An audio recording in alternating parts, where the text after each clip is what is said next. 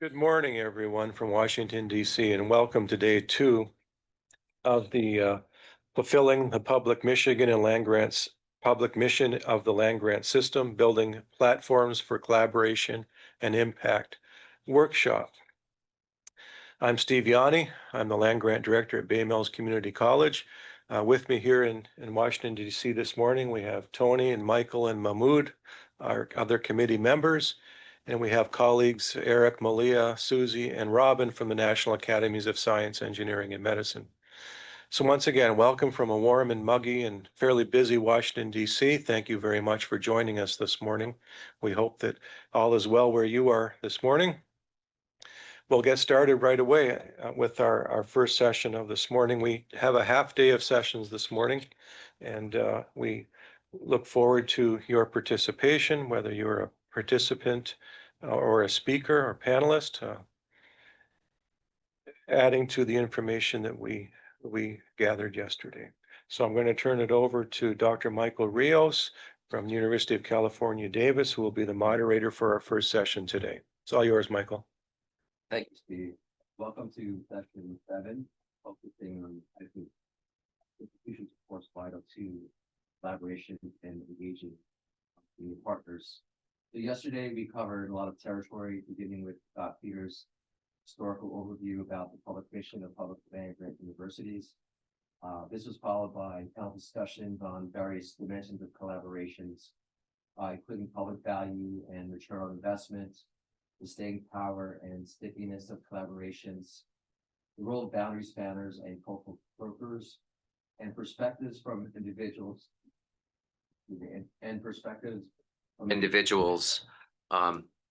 representing the 1862, 1890, and 1994 land grant universities. The day was concluded with a breakout session where we asked workshop participants questions concerning what university collaboration should stop, keep, and start doing. Today, we continue discussion with an institutional perspective in mind. In this first session, we have 3 presenters who will share their perspectives on some key institutional barriers, the types of supports that are vital to create a culture of collaboration and engagement, and the pros and cons of institutionalizing engagement. Our first speaker is Dr. Andrew Furco, Professor of Higher Education and Associate Department Chair in the Department of Organizational Leadership, Policy, and Development at the University of Minnesota. Dr. Furco also served as the university's Associate Vice President for Public Engagement from 2008 to 2021. Our second speaker is Dr. Brent Hales, Associate Vice Provost for Research and Extension at the University of California Agriculture and Natural Resources, where he's responsible for guiding all A&R academic programs at the statewide level and is also chair of the A&R Program Council. And our final speaker is Dr. Elise Aubach, who recently was appointed Assistant Provost for University Outreach and Engagement at Michigan State University. Prior to this, Dr. Aubach was Director of Public Engagement and Research Impacts at the University of Michigan and was also an APLU Civic Science Fellow, where she was the lead author of a study titled Modernizing Scholarship for the Public Good. Each speaker will have 15 minutes to provide their remarks, followed by Q&A. So let's begin with our first presenter, Dr. Furco. Thank you very much, Michael. Can you hear me? Yeah. Great. Yes. Thank you. Thank you. It's great to be with you all this morning. I really appreciate this opportunity to share this panel with such great colleagues. And I'm sorry I wasn't able to participate yesterday, and I apologize if I'm repeating some of the concepts that were discussed. As we consider some of the barriers to the fulfillment of the land grant mission, some of the ways to provide support and institutionalize engagement, I'd like to consider some of the ways that we actually conceptualize the land grant mission and how it pertains to our overall institutional mission and institutional identity. As we consider the tripartite mission of higher education, research, teaching, and service, typically the fulfillment of the land grant mission is seen in many circles, typically associated with fulfilling the institution's public service and outreach mission.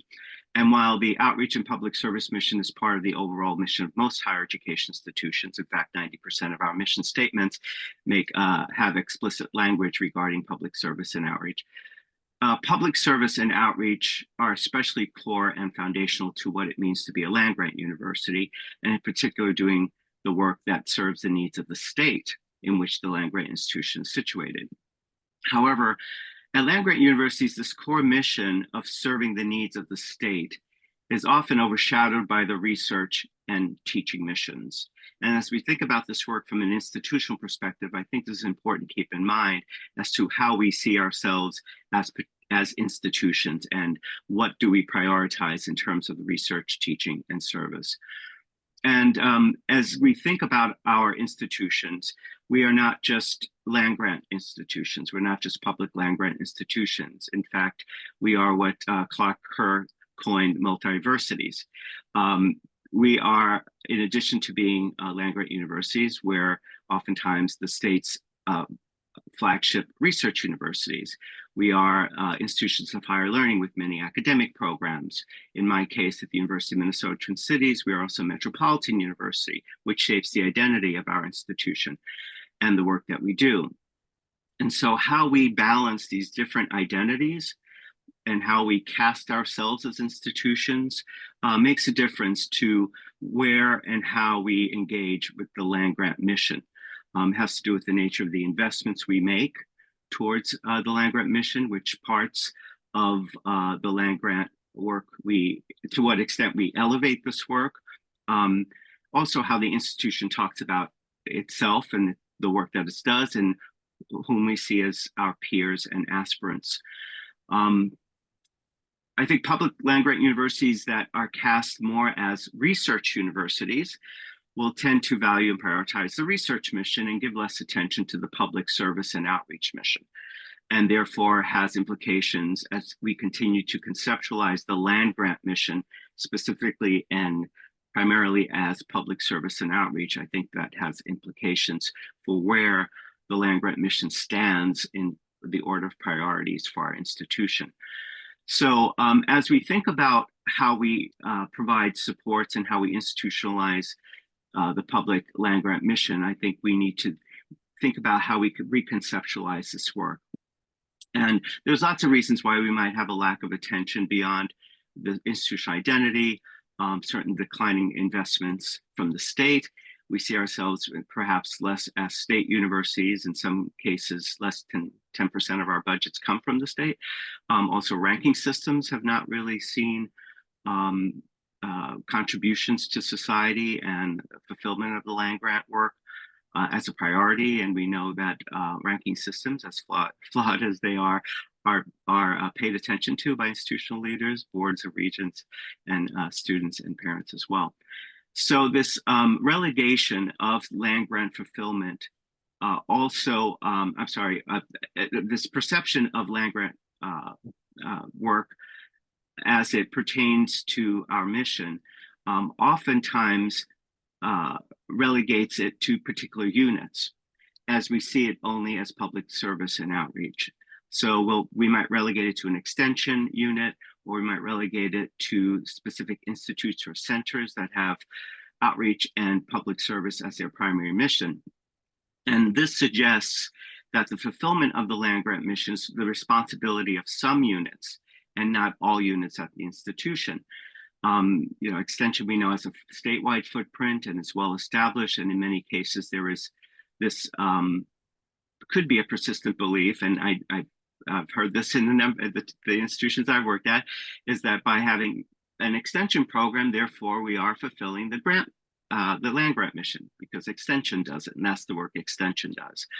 And so therefore there's this belief that it's not everyone's work to think about the land-grant mission, but certain units' work. So, but I think we've seen in recent years as has been an intentional effort to find ways to move the land-grant mission, more specifically the institution's public service outreach work more fully into the core academic and scholarly work of departments across the institution. And I think with this has become a recasting of how we view the outreach work and how such work relates to different identities that a public land-grant university holds. And in particular, there, I think, has been an important shift from a focus on outreach. The university goes into communities to share its expertise, to engagement, where the university works with communities to bring together expertise within the university with the expertise that resides in communities to co-construct new understandings that are mutually beneficial to society and the institution.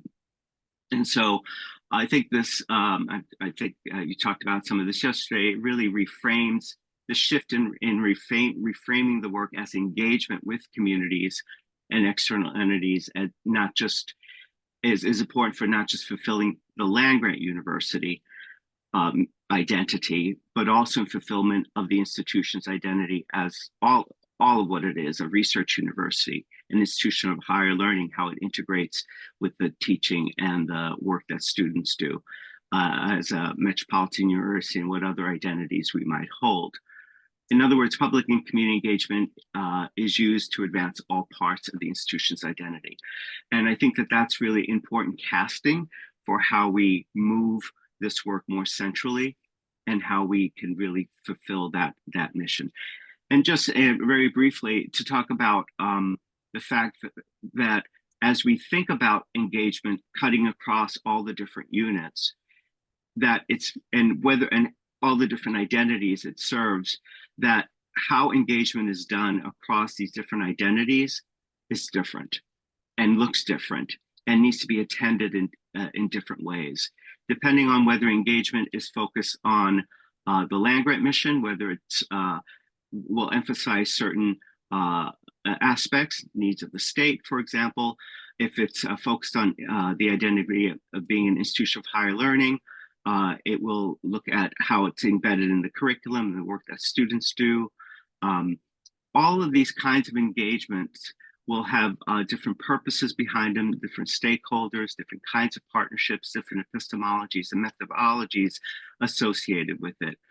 And therefore, as we think about some of the supports that we need to offer, we need to find ways of giving different disciplines and different academic units space to think about what engagement means for their particular norms of practice and expectations for scholarship, and making investments in providing those spaces. And what we often find as institutions that are moving in this more engaged framework is that they're really shifting their focus on thinking about what it means to do engagement, in that, you know, every institution of higher education, land-grant and non-land-grant, can point to community engagement and public engagement programs and projects and initiatives happening on their campuses. But I think there's a real shift that happens with institutions that want to become more engaged, and that is that they are moving from being universities with engagement projects and programs to becoming more engaged universities, which is actually a very different framework. And that has to do with having policy structures and a culture that embraces this work more fully. And so just a couple of things I want to share around providing some academic support is, in particular, thinking about how the different disciplines approach this work. That was something that we worked on very intentionally at the University of Minnesota, and paid off in many important ways because of the norms of practice and the norms of scholarship within the different disciplines. Engagement will look different in different units. The discourse is very different. The purposes and stakeholders are different, as I mentioned, and the terms are different. When we revised our promotion tenure guidelines and we had specific definition and term public engagement for this work, we found 38 proxy terms in the promotion, tenure guidelines around this work, because disciplines use the terms and the discourses that were important for them. So providing support at the departmental and academic unit level is important. So in closing, I just want to say that in terms of institutionalizing this work, what do we find at engaged universities? Well, we find that it's not just focused on outreach and public service, that this work is about using engagement as a way to advance the research priorities, the teaching priorities, and the service priorities. We also find that the focus is less on projects and more on partnerships, building long-term sustainable partnerships with external entities, where the partnerships may come and go as the academic year and the semesters start and end, but the partnership sustains. And the partnership are co-developed goals that then projects emerge from those partnerships. And so we see a trend towards more focus on partnerships rather than on supporting individual projects. There's also attention to changing important policies that get in the way of doing this work, things like liability issues that can get in the way, branding issues, and how the institution requires branding, especially when work is co-constructed, IRB issues, a lot of different policy issues that get in the way, and having attention to a group that could actually address those policies, either changing policies or identifying new ones. Certainly the faculty reward system is very, very important. And how we ask our faculty to talk about their social impact, not just in terms of seeing it as service and outreach, but how it is tied to their research and teaching. As we revised our promotion training guidelines in 2006, and it's taken a good 15, 20 years to really embed that in the culture. That engagement work is expected and valued, and as new faculty come to our work, as new academic leaders come to our work, that becomes part of the ethos of what the expectations are. Having a senior leader who's responsible for engagement, we see this at universities that have moved toward a more engaged institution model. Someone who wakes up every day thinking about the structures, those policies, that culture of engagement. And just lastly, this attention to honoring the knowledge and expertise that reside outside the academy, honoring, legitimizing community knowledge, working with external entities in reciprocal ways to co-develop, co-construct, co-implement solutions. And then the systematic collection of data, knowing what we're doing at our institution so that we can talk about the impact and how we are ultimately fulfilling that mission. So again, I just want to say that each institution is unique and there's no one way to do this. And there, of course, will be other factors to consider, but these is just some of the common supports and institutional characteristics we find in institutions that have made good progress in becoming a more engaged institution. So I'll stop here, and I'm, of course, happy to answer any questions as time allows. So thank you for the opportunity to share some thoughts with you. Thank you so much, Dr. Furco. That was a wonderful sort of summary of, I know, years and years of research that you have led in this field. So thank you. I just want to remind everyone that there will be there is a Q&A box for you to start entering your questions that we will field at the end of the third presentation. So feel free to start to put some questions in the Q&A box. I think we're going to have slight change in order here. So Elise, I hope you're ready to go with your presentation. If that's possible, we're going to switch to Dr. Arrock next. Wonderful. Thank you, Michael. It's nice to see you, albeit virtually. Good morning, everyone. So before I get started, I would just like to say that if you're curious about my slides, they are available with the link or the QR code at the bottom of this first screen. And I want to give a hat tip, some acknowledgement to my collaborator, Emily Ozer, who you heard from yesterday. The presentation that I'm about to share with you today reprises themes from one that we gave last year, also at a National Academies workshop. Next slide, please. So I'd like to start by highlighting that from my perspective, there's a lot of work that has gone into articulating and summarizing the body of literature around institutional support for engaged scholarship, for engagement, for outreach, and for the types of work supporting the land-grant mission that Andy just beautifully articulated.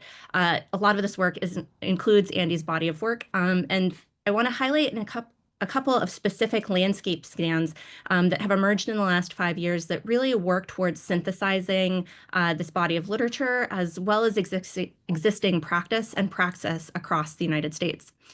In particular, I led a work or a scholarship, or I led some scholarship with the Association of Public and Land-Grant Universities called Modernizing Scholarship for the Public Good, which combined a series of case studies with a really wide-ranging literature review to articulate the variety of different types of actions that institutions of higher education could undertake in order to better support different forms of engaged work.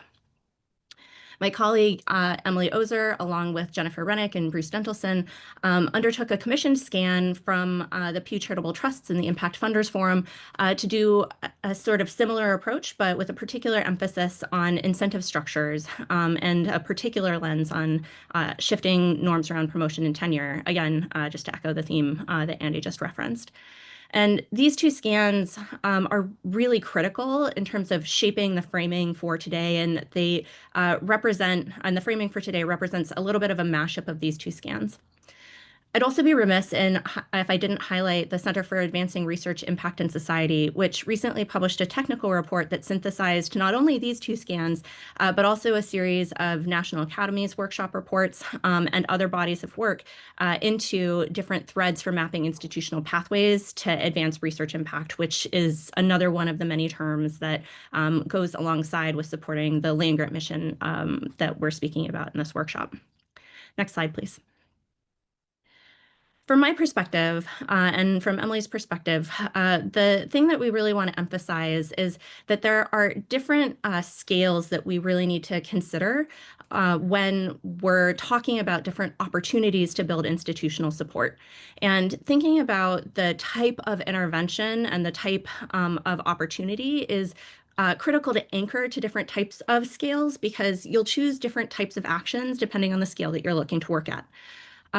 Yesterday, we heard a lot from a variety of different types of representatives in the land-grant system, including extension agents, including faculty, and many of them were really thinking and working at the individual level, at the academic and community partner level, and working not just to institutionalize and build long-term sustainable relationships that were rooted in reciprocity and mutual benefit and true collaboration, but we're also really focused on making sure that those relationships were built in the right way. And so I would articulate that the sort of scale of the individual, the primary opportunity for intervention is to ensure that individuals who are interested in doing this type of work have the opportunity to prepare and build capacity to undertake the work in a way that lives up to our highest ethical ideals. At the research institution level, it's important to consider facilitative or supportive environments. And again, that echoes some of the themes that Andy's already touched on and will comprise the bulk of what I'll have to say for the rest of the presentation. But it's also important to note that land-grant institutions and other institutions of higher education are embedded in a much wider network of institutions and sectors, including funders, publishers, disciplinary societies, other forms of academic associations. And the role of this meta-network is really to try and incentivize and advocate for engaged work and outreach work to happen, and to help connect the dots between these forms of approaching the work with associated efforts to update and help modernize the university, including things like the movement towards open access and the movement towards responsible research assessment. Next slide, please. Just to dive in, again, very briefly, the major thing at the individual level is to build faculty and staff capacities. And so these types of things, the landscape scans highlighted types of interventions, including trainings and workshops, fellowship programs, curricular opportunities. And again, this really reprises Andy's comments about the responsibility of individuals across the university, not just in extension offices, not just in engagement offices, to work towards fulfilling the land-grant mission.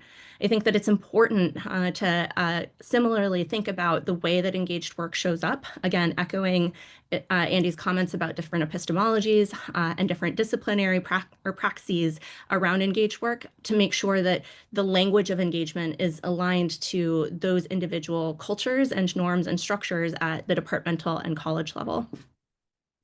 Next slide, please.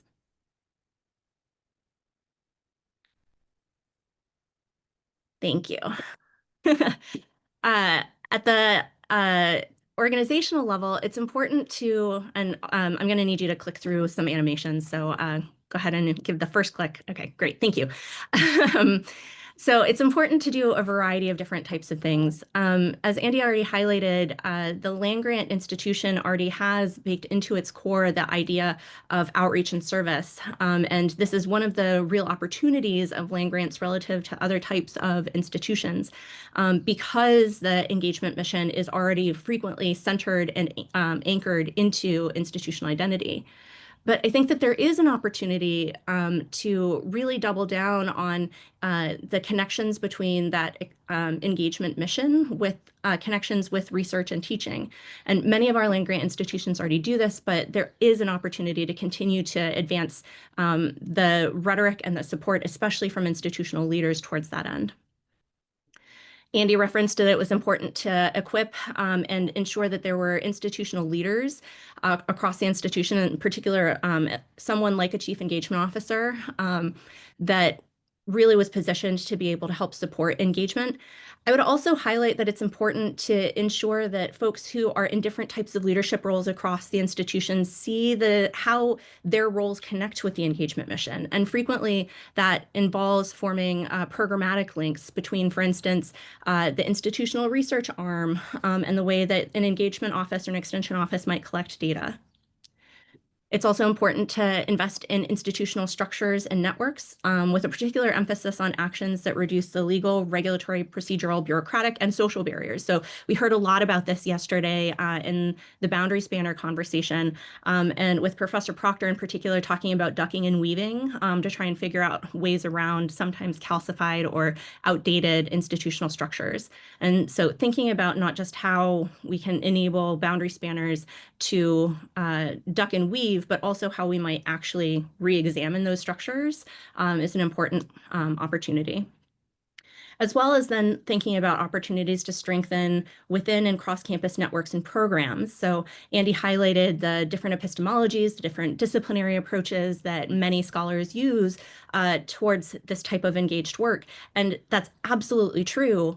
And there's value in having those engaged scholars learn from one another.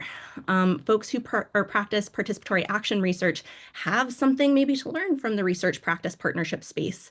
And similarly, folks who are interested in do engaged work in the form of more outreach style events have something to learn from folks who take sort of a participatory or co-creation opportunity. And so thinking about not just within discipline opportunities, but also university-wide opportunities to draw together interdisciplinary scholars or scholars across disciplines in order to form learning communities, I think is a real opportunity. Next slide, please. And then similarly, I'll just need you to click through. Oopsie, there you go. Thank you so much. Similarly, at the institution level, there's opportunities for engagement and extension offices to partner frequently with the president, the provost, the senior research officer to launch or maintain catalytic funding programs that critically have an impact component to it or engaged component to it. This represents an opportunity to think about like different threads of administrative responsibility and how they might be interwoven to really support the land-grant mission.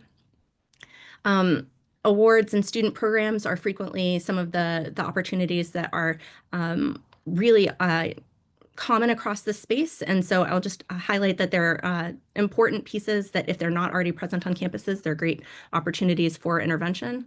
And as Andy already noted, the trumpeting elephant in the room around anything around institutional culture is around appointment retention, tenure, and promotion practices, not just for tenure stream faculty, but also for non-tenure stream faculty, to make sure that the work is recognized, rewarded, and counted in different forms or in different forms of recognition.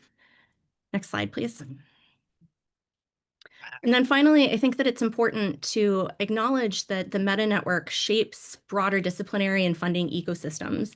And so there's an opportunity to reinforce or to encourage a dialogue between individual institutions and the organizations that they might pay particular attention to. For instance, funding networks, for instance, organizations like APLU or AAU, to really ensure that societally impactful scholarship is built into institutional identity.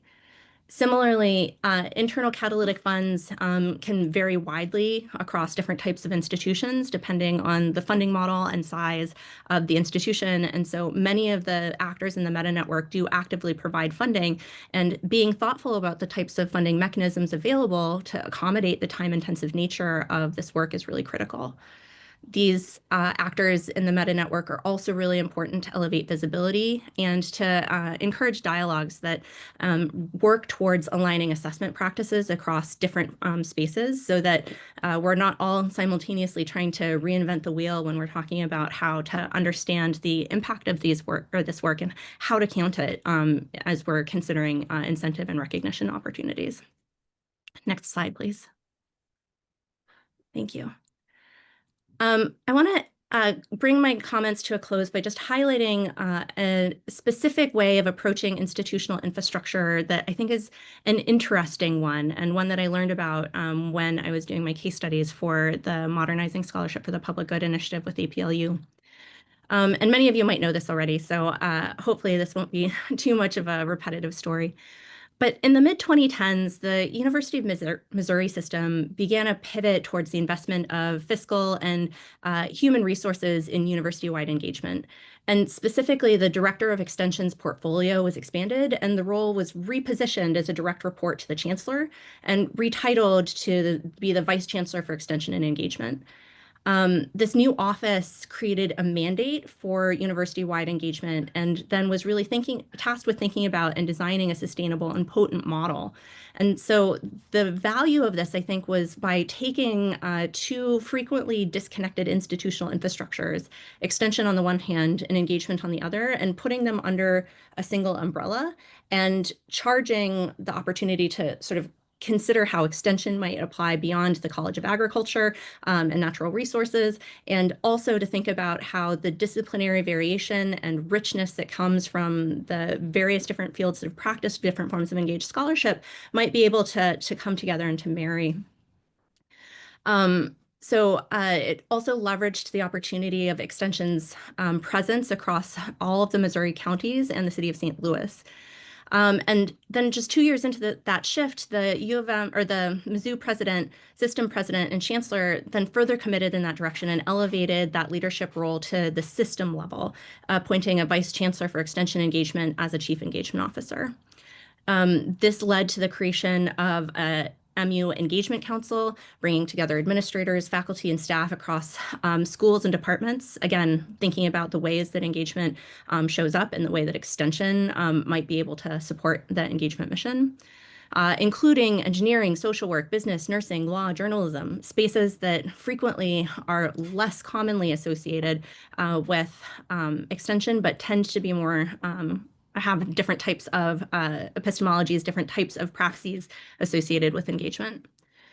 They also designed a statewide listening tour in 2016 with a theme called Building Our Future Together. They used a World Cafe model to hear Missourians' diverse voices about the challenges facing the communities across the state, which then identified common themes, which then translated into the university system's grand challenges opportunities.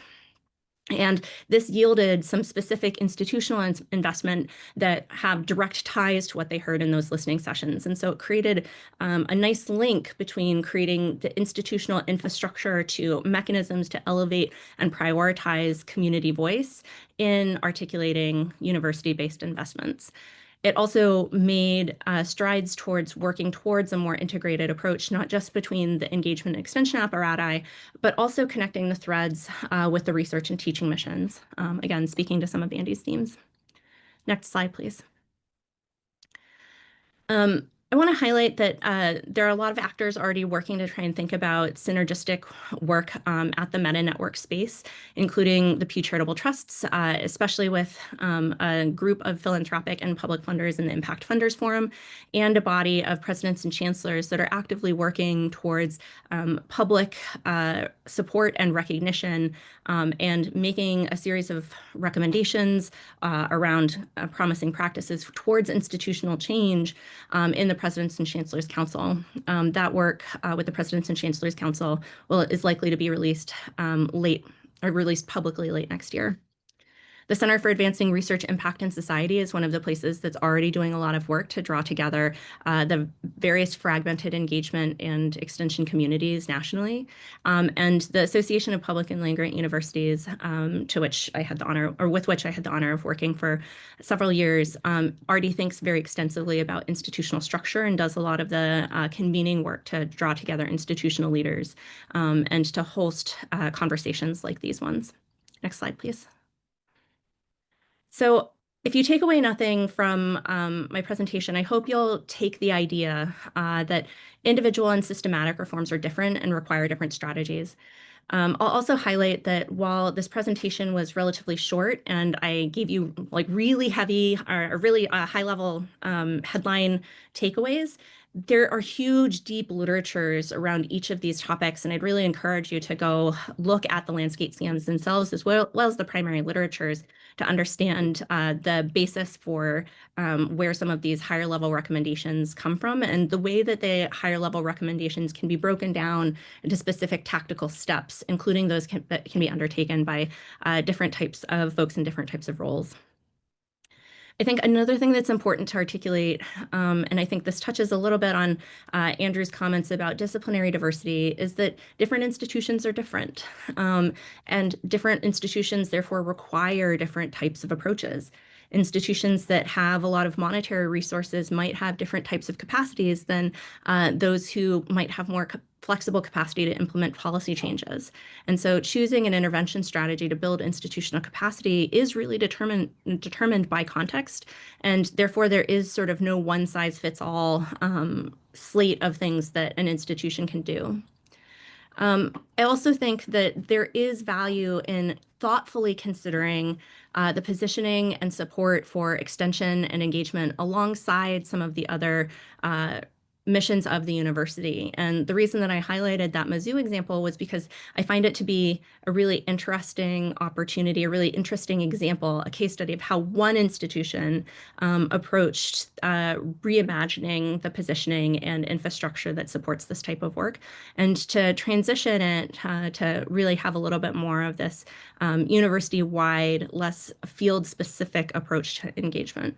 I don't think that that model would necessarily work at all universities. Again, context is everything.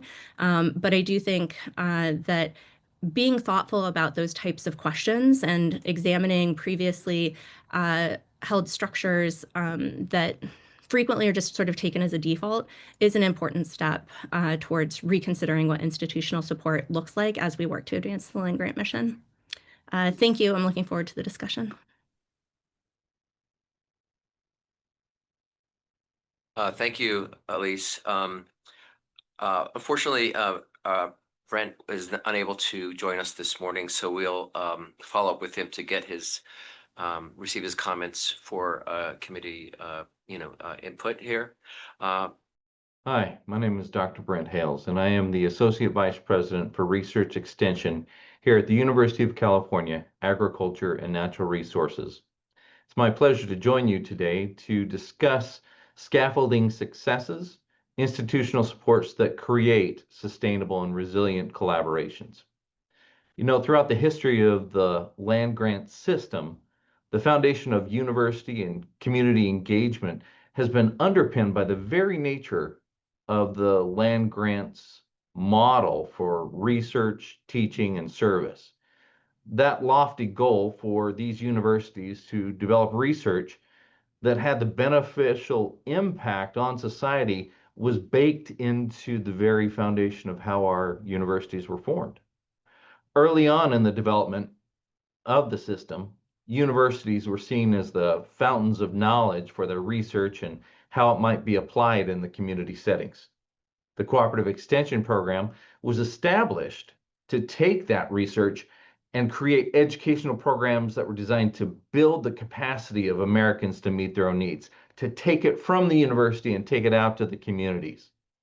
Cooperative extension was based on the notion that universities, businesses, and governments cooperate to share research and models of effective engagement that impact communities. And it's this model that's been in existence for over a century here in the United States. However, a lot has changed as universities face more competition from global entities, from private industry, and now even artificial intelligence. More and more, universities are challenged to adapt to realities where they're not the purveyors of all knowledge and often lack the sufficient resources to compete in this ever expanding knowledge marketplace. It's not just the creation of knowledge that has been distributed beyond the ivory towers of higher education. As a matter of fact, there's more computing power in this cell phone than it took all the computers to put mankind on the moon. Universities have had to and continually must evolve to not only compete, but to exist in that rare space of trusted, engaged institutions of higher learning. The types of research that has been generated has changed and needs to continue to change as there's an ever-growing need on the focus of applied research for measured impact. Research creation and dissemination has also changed with greater emphasis and even a reliance on asynchronous learning opportunities and informal education. Additionally, universities are called on to work with private and public and nonprofit entities to ensure that what research is being produced is warranted, wanted, and needed in communities. This is all being done in a climate where the trust in science is shrinking. It's less and less by the general public, and funding to support research is diminishing in America's institutions of higher learning. Land-grant universities, not immune from these challenges.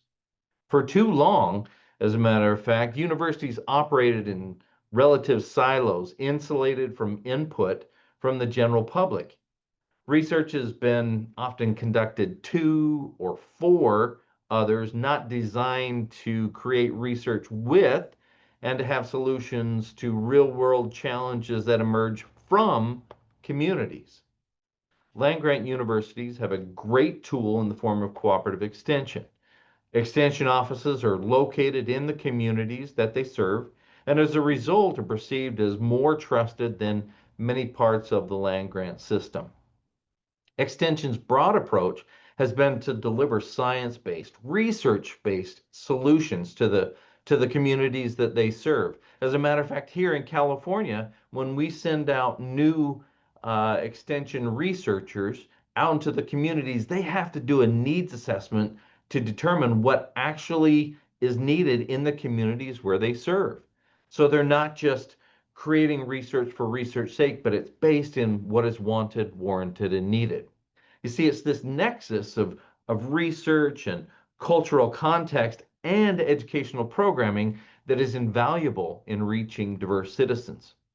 However, many senior leaders in land-grant institutions lack a basic understanding of even what cooperative extension is, what it does, how it's funded, its purpose, or, most importantly, how it can be leveraged.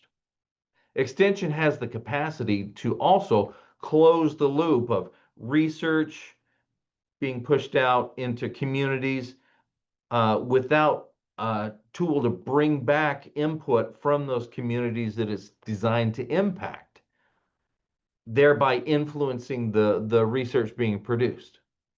Positions of senior leadership may have little or no connection to this important tool at their disposal.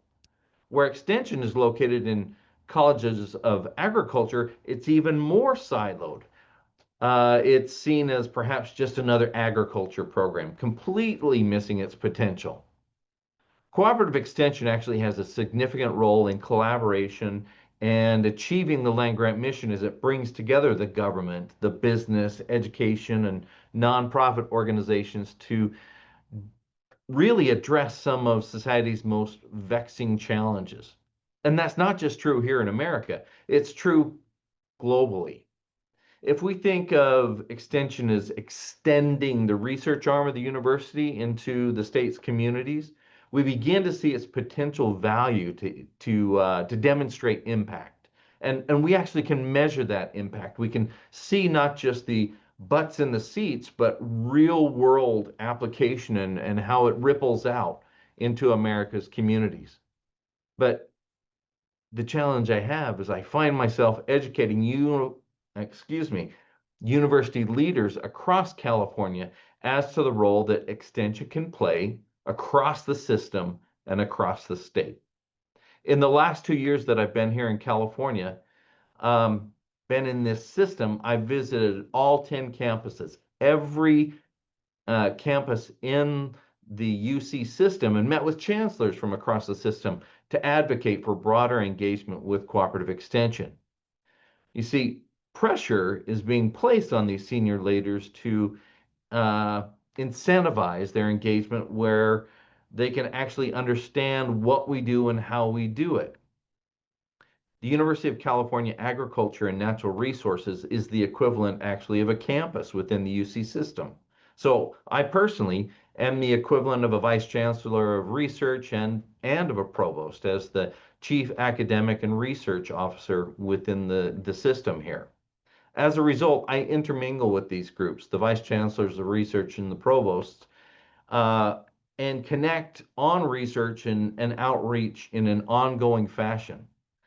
I currently pay for research specialists and faculty members on 9 of the 10 UC campuses, with UC San Francisco being the exception because it's a medical school. But we have a number of research projects going on with UC San Francisco.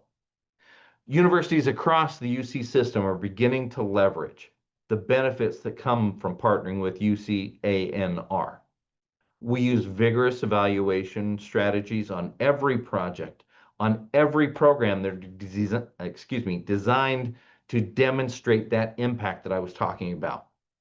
And it's that impact that moves people, that moves legislators, that shows how they can advocate for research in their communities, programs in their communities.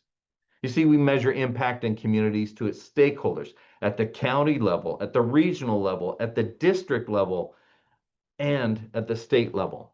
We produce fact sheets, white papers, impact statements that chancellors and others can use across the system to show how these partnerships are impacting people's lives.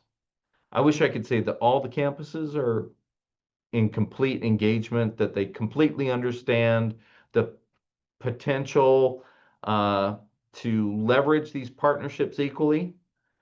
Actually, the reality is that barriers do exist for universities to collaborate with cooperative extension here in California and across the country. These partnerships, these efforts, they're not free. They've not always been viewed as having high value. But they don't always pay for, the chancellors don't always pay for a lot of the work that goes in through cooperative extension. See, we're funded at the national level through capacity funding that comes to us via the Farm Bill. We are also very engaged in competitive research, not just in agriculture, but in nutrition, in economic development, in other sciences. We have grants through foundations and philanthropic organizations. That impacts our ability to do engagement, to do this engaged scholarship. Regarding the culture of engagement, some universities see engagement actually as tertiary to accomplishing the research and teaching missions of the organization. It's the third leg, if you will, of the land grant stool, and some only give it just a passing reference, not really leveraged as efficiently and sufficiently as it could be. Extension programs, like other engagement offices, are often under-resourced. But cooperative extension in most states and territories, however, occupies that rare space where we have additional funding. Here in California, we receive support from county offices, from the state government, from federal government, and through our partners in business and in industry. Now, these funds are a combination, like I said, of competitive funding and capacity dollars. Some states are more effective than others in securing ongoing support for extensions, research, and programs. Here in California, we're blessed at all levels. As a result, we have a vested interest in demonstrating impact at that local, regional, and the state level. We also have a vested impact in collaborating with partners across the country and truly across the globe. At any given point, 50 to 60 UC Ag and Natural Resources scientists are engaged in research with global partners. California is the 5th land grant system that I've had the pleasure to work with. And I've been an administrator in 3 of these systems within cooperative extension as an associate dean, as a dean director, and now as associate vice president. And in the past almost 15 years that I've seen in extension administration, I've seen models of extension programs that are more effective than others are in engagement and outreach. Similarly, not all programs within cooperative extension are as effective at doing that. Community and economic development, nutrition and education, youth development, these are 3 more effective engaged programs. However, funding for these programs are actually more and more pushed to the edge of extinction. Recent budgets released by the current administration point to the elimination of funding for nutrition education and support. My colleagues in research and university administration have chosen to focus on different research priorities and are not necessarily fighting for this funding to continue. This is a huge mistake for land grant universities, as they're closing the front door to the university system for many Americans and limiting our ability to accomplish the land grant mission. So what recommendations do I have to federal policymakers, to funders? Policymakers and funders would do well to assess the impact on American families that these programs have. My own case, it's a good case study.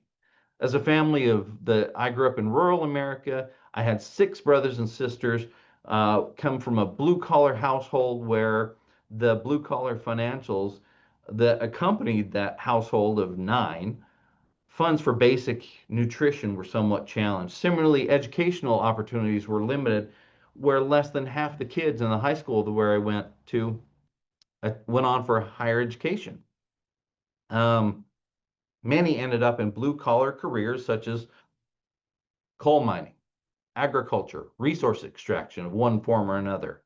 However, because my siblings and I were exposed to programs like 4-H and nutrition education and other extension programs, our view on the world was greatly expanded, so much so that 5 of the 7 of us went on to get college degrees, and the majority of us got advanced degrees. We were all blessed because of the land grant mission, and I've spent the last 30 plus years of my career in higher education trying to get back. I also received the following query in preparation for this address.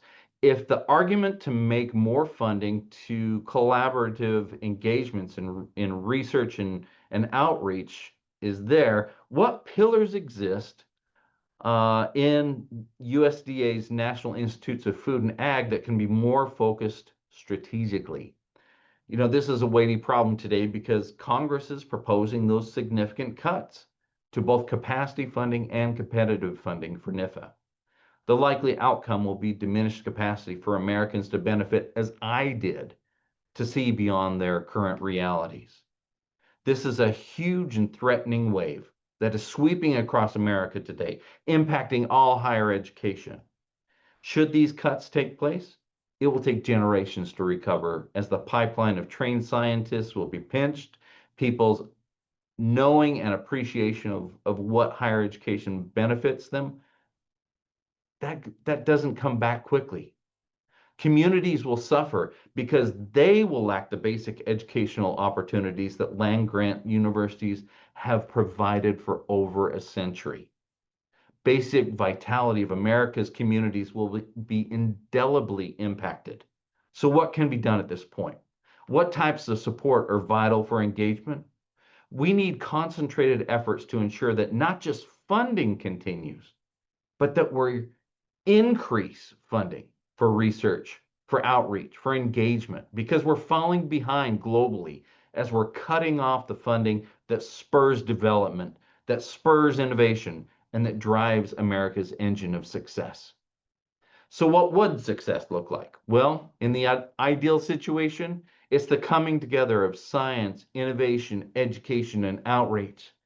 Funding for our programs to continue.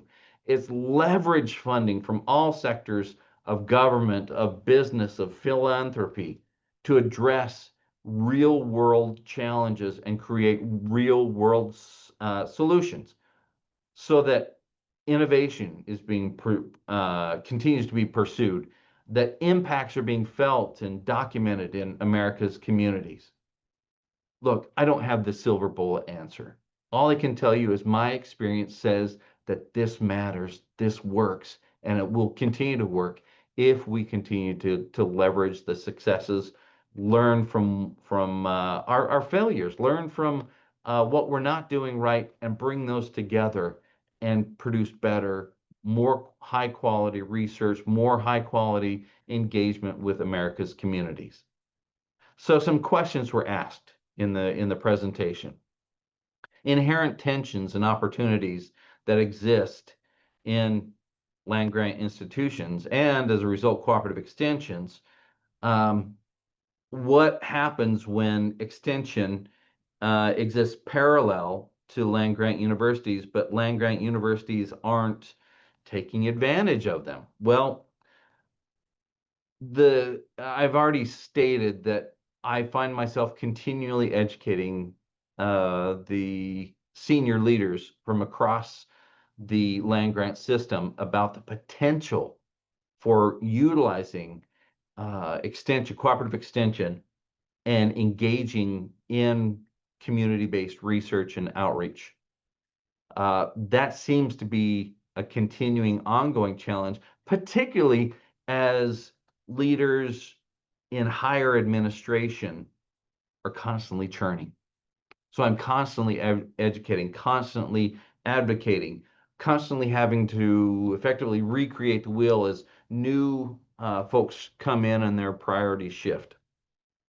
Additionally, there is higher levels of cynicism that exist from faculty members that don't see a return on investment because they're not being rewarded for their engaged activities.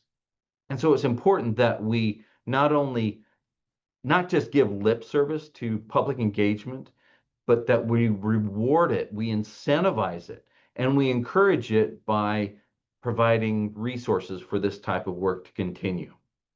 See, when I teach and when I reteach about the role that extension plays, I'm fine with that. But when I'm doing that and it's happening in an echo chamber where we have administrators operating on treadmills of excellence and it feels like we're not getting anywhere, that's when we have a challenge. But I'm ready to take that on. I'm willing to work with anyone that will work with me. So how do we do this? Particularly in an era where we have shrinking resources, shrinking budgets. Perhaps we need to stop trying to be the fountains of all knowledge. Perhaps we need to stop being the purveyor of programs to everyone and everything. Perhaps we need to be an aggregator. Because if we think about it as an analogy of a pond where we have people like organizations that when we do a program in a rural area, a single pebble can make a lot of ripples. But in our urban areas, and even increasingly due to competition, be it from science-based or just opinion-based, we have a lot of competition for eyes, ears, and minds. So perhaps we play the role of the aggregator, getting organizations, getting people, getting institutions of higher learning to work collaboratively to do programming, and it'll look different. Maybe we need to focus less on the diplomas and perhaps more on the certificates. Focus on lifelong learning. Focus on education that will address real world problems. See, engagement happens in context. Development happens in context. So the land grant institution has to continue to develop in the context. I welcome opportunities to engage with you. Thank you for the time today, and I look forward to, again, addressing this vexing challenge together. Thanks, everybody. The good news is that we have more time for Q&A. So thank you, Elise, for that. Maybe we can start, I think, on this last point that you mentioned. By the way, I would just remind everyone that if you have a question, we encourage you to put it in the Q&A box. Even if we're unable to get to all the questions, we will keep them in mind as we deliberate after today. Getting to the specific question, there's one here from Robin, and I have a similar one as well. Thinking about the Mizzou case that you mentioned, thinking about the particular time we are in right now, we're all expecting a phase of scarcity. And so I think implicit in what, in what you're sharing with us is the opportunity perhaps to do more integrative type of work together between cooperative extension and I guess what I call this sort of the academic side of public land grant universities. So beyond the work of cooperative extension specialists or faculty that have agricultural experiment station appointments, one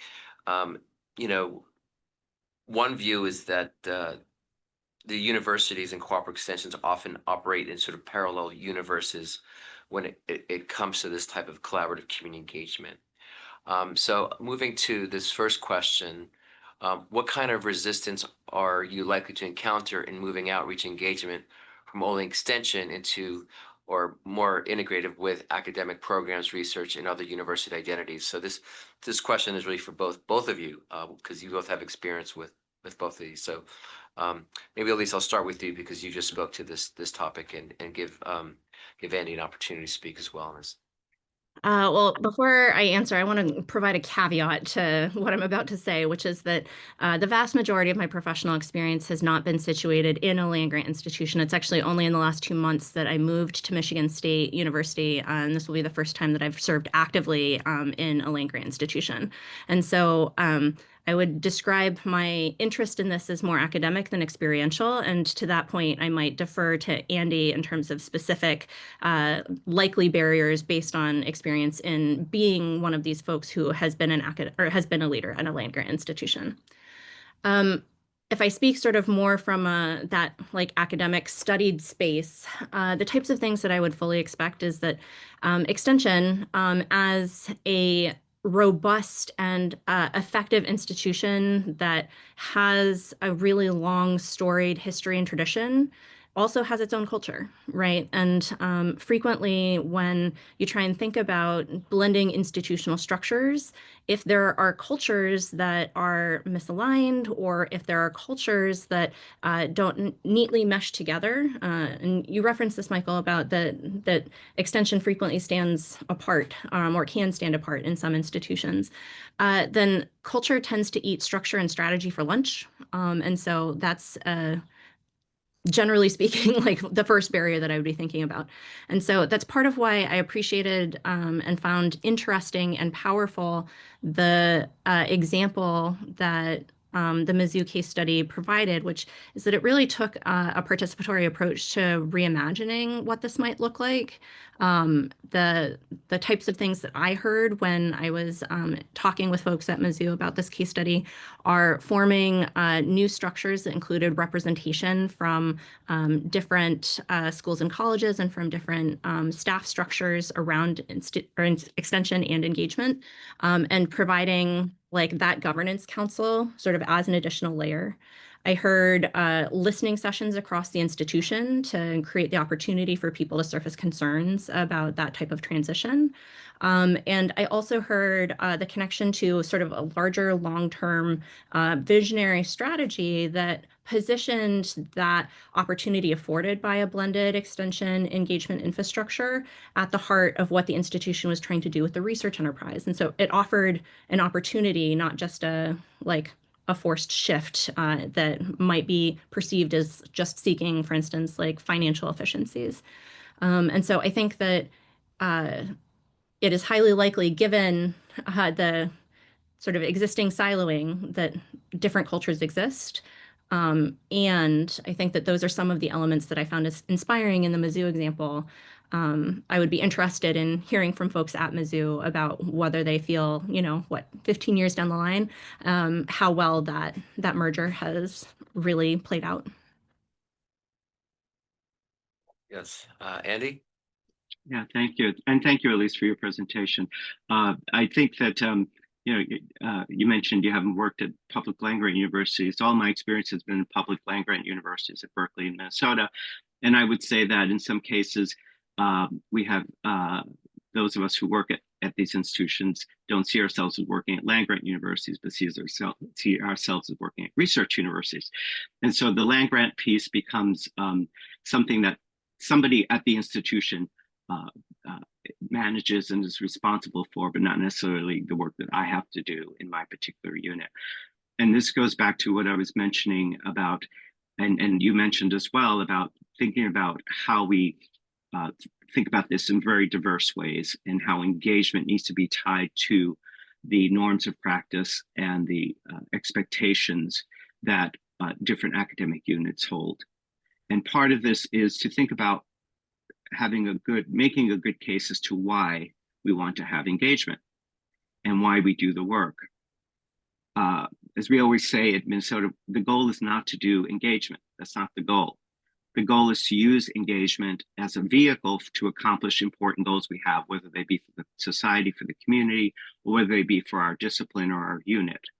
And so one of the ways to go beyond that resistance is to think about why we do the work, and to sit down with individual units and to say, what are your priorities for your unit, for your discipline?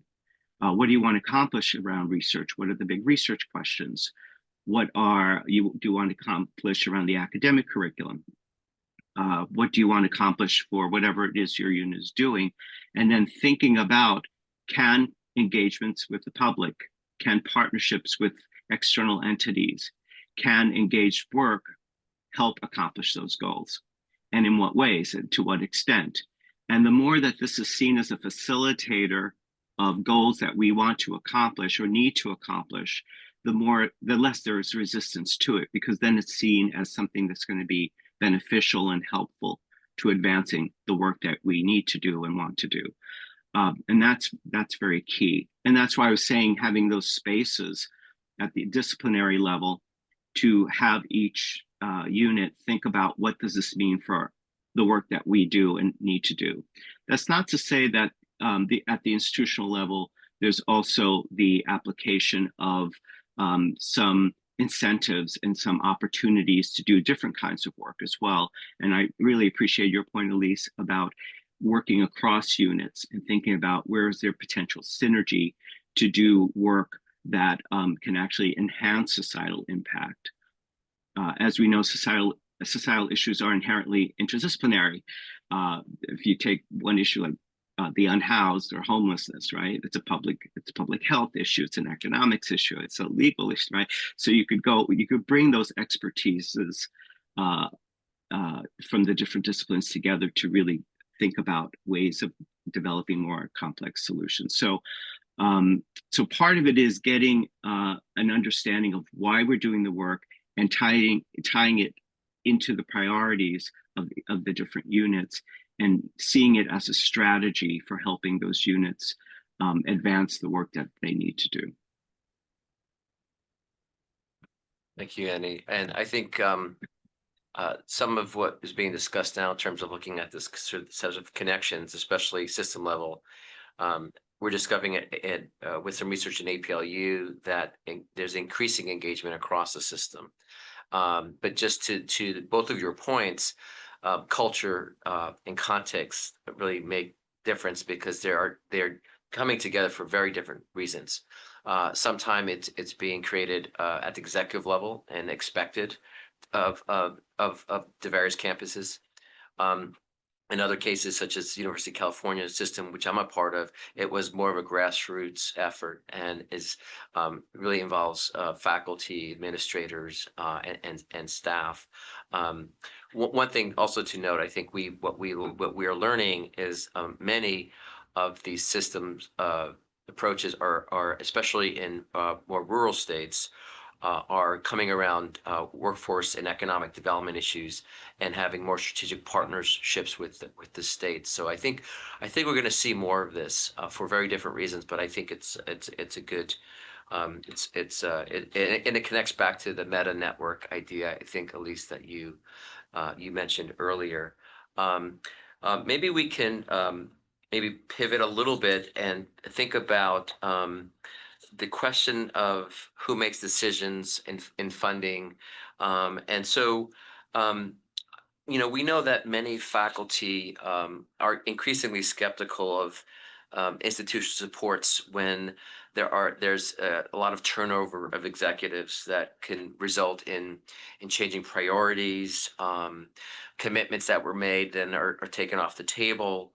I just want to get your thoughts about this, and what would you say to faculty that share this sentiment and want to do this work? And then, I guess a related question is to consider how we might think about assessment of institutional supports for them to have more staying power, and to sort of build a type of culture that both of you are talking about.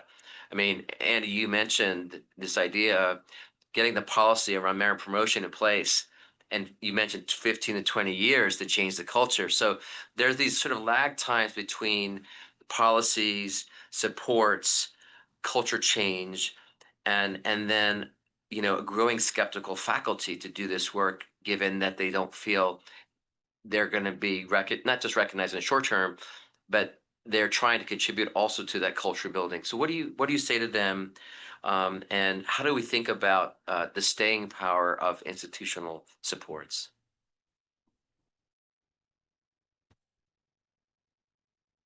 Elise, would you like to go, or would you like me to? Why don't you start? Okay. I have some thoughts, but I'd like to put them in order, so you might be giving me some time. Thank you. Those are excellent questions, Michael. I think part of it is that we need to think about this in a multifaceted way. I think one aspect is that we found that one of the ways that this work advanced substantially, we've had our own turnovers at my institution, is building a coalition, I would say is the right word, of faculty who want to do this work, and having that faculty have a lot of power actually at the university, and being able to have faculty who want to do this work band together and think about what institutional needs there might be to support the work, and being open and thoughtful and purposeful about that, and working with the administrators around proposing some things that are important for them to succeed as in their scholarship and their teaching and as faculty members. The other important thing is to build culture change within our individual disciplines. The more that our disciplines value this work, the more outside of our institutions. Our main affinities as faculty members are not with the institution, they're with our disciplines. So the more that our own disciplines value this work, whatever that discipline might be, and that I can publish in this work, that I can get grants in this work, that I can have peer exchange in this work, the more that I'm open to doing it. And so working within our disciplinary associations and with our disciplinary cultures to begin to transform. And we've seen this shift over the years towards more disciplines seeing this as important. That's important work to be able to do. The other piece is to, again, going back to what I said earlier about focusing on partnerships and really building a sense of trust and mutual work with external entities, whether they be business and industry or local communities or populations or international or global or domestic, whatever those partnerships are needed for the particular work that we do, to focus on building goals that center on things we want to accomplish as a partnership, and then building projects. And sometimes there will be support for those projects and sometimes there won't be, but that partnership sustains. And that's what ultimately sustains the work. And I would say the last thing is that within academic units, to think about the work that our students do and embedding that into the curriculum, in our graduate programs, in terms of the future scholars who will go into this work. That becomes an important piece of this. And then just in terms of being able to work with individual leaders who may not be the engagement leader, but perhaps our undergraduate provost, right? To understand what this means for the undergraduate programs, our graduate provost, with associate provost, vice provost, whatever that might be, to work with the research unit vice president, for example, as Elise mentioned, thinking of, or you, Michael, might have mentioned that, connecting it with the other priorities. So it becomes the work that all the different leaders see as important, as an important piece of the work that they have to do for their units. So that it's not just the provost's mission or the president's key initiative, but an initiative that then gets embedded. And I think that that's the way to keep that longevity alive. Thank you, Andy, for going first, because you both took the time, and also I want to plus one many of the things that you articulated. So I hear a couple of different types of questions in that larger question, Michael. And I think one is inherently about the support for the faculty who want to do this work and feel like the sands are shifting underneath their feet, right? And so like my answer to that is one, from deep empathy and deep experience, having experienced some leadership changes myself that have made things complicated, right? And so to first meet folks where they are with humanity, and then try to think about like what types of institutional structures might be able to be built more at a grassroots or a lower level programmatic space that can provide, even if it's not necessarily within their discipline, support, potentially across disciplinary supports. So for instance, fellowship programs or cohort-based programs that draw scholars from across the university together in a learning community are really one of the ways that I've, through experience, and have also heard of folks helping to create the types of lateral supports that can bolster and provide like the type of reinforcement that can enable folks to sustain in the work when they feel like leadership is not necessarily aligned. So I think really thinking about the fabric is one piece. The other thing that I heard in that, though, is really thinking about not just how to support the humans, but also to think carefully and strategically about what's durable. And this is part of where I very much want to plus one what Andy had to say about thinking about cross-network building institutionally. As many of my colleagues have reflected on a number of the changes happening in many different sectors right now, one of the things that I keep hearing is some version of personnel as policy, right? And the idea that just because leadership turns over, that all of the personnel associated with that institution has turned over is frequently just flat out wrong, especially in institutions of higher education. And so thinking about long-term relationships institutionally that are not necessarily at the executive level, but are building towards long-term sustained cross-lane, cross-swim lane relationships is one way of embedding this work and making it durable. So in other words, instead of focusing on leaders, focus on the mid-tier people.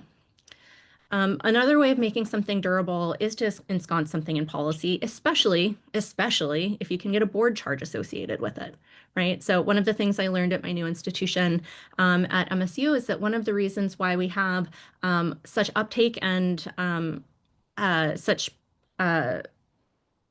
uptake around a specific data collection mechanism associated with our student engagement experience is because the trustees want a report on it every June, right? And so sometimes even just having that as cover, where it's not the president, it's the provost, like when things can be ensconced at that level of policy, it's really helpful, right? And then I do think that Andy's point about coalitions and developing both bottom-up and sort of mid-tier connections across working towards culture change, across the institution working towards culture change is another way of reinforcing these things. I think the last thing that I'll say there is that it's really, really, really hard to sustain momentum in the face of leadership changes, and it's not impossible. Folks have been doing it for many years, right? And folks have been pushing for change for many years. Like, there are really powerful examples of coalition-based action that have made a lot of organizational change, sometimes in higher ed and sometimes outside of higher ed. So. Thank you. Well, maybe we can stay on this topic of momentum at this moment and shifting sands beneath the feet, as at least as you mentioned with this question. So the presentations discuss needs for additional investments and funding during a time where many land grants and other institutions of higher education are having to make dramatic changes to the budget model. So how can individuals and groups make the case for increased investment particularly during these times? Or is this just another episodic moment where it's a boom bust for engagement, or is there something radically different in the environment where we're sort of moving into that's going to fundamentally change the structure of universities based on a lot of these external forces that are that we're seeing? Well, so I started my position at the University of Minnesota Associate Vice President in 2008, and we knew what happened in 2008. So I would say that the investment is not always funding. That the key investments are really about commitment and purpose and time and genuine wanting to focus on institutional transformation. This is not about projects and programs. This is about really rethinking the role of engagement, the work we do around our research, teaching, and service, and how we have societal impact and connect with society around the work that we do. And so this is more about having spaces and time and energy and effort to think about what that means for our institution. We could throw a lot of money into these programs. Doesn't mean the institution is going to change its purposes and its value around this work. So I also think as we look at the institutionalization process of engagement, as we've studied it, it's not a linear process. It's not that it gets deeper and broader and deeper and broader and more diverse, but really it's a spiral. And it's a spiral where you move forward and then you go back because things change, things in society change, things at the institution change. And you go back and you revisit some policies, some issues, and then you move a little bit farther ahead. And that coil gets a little thicker each time.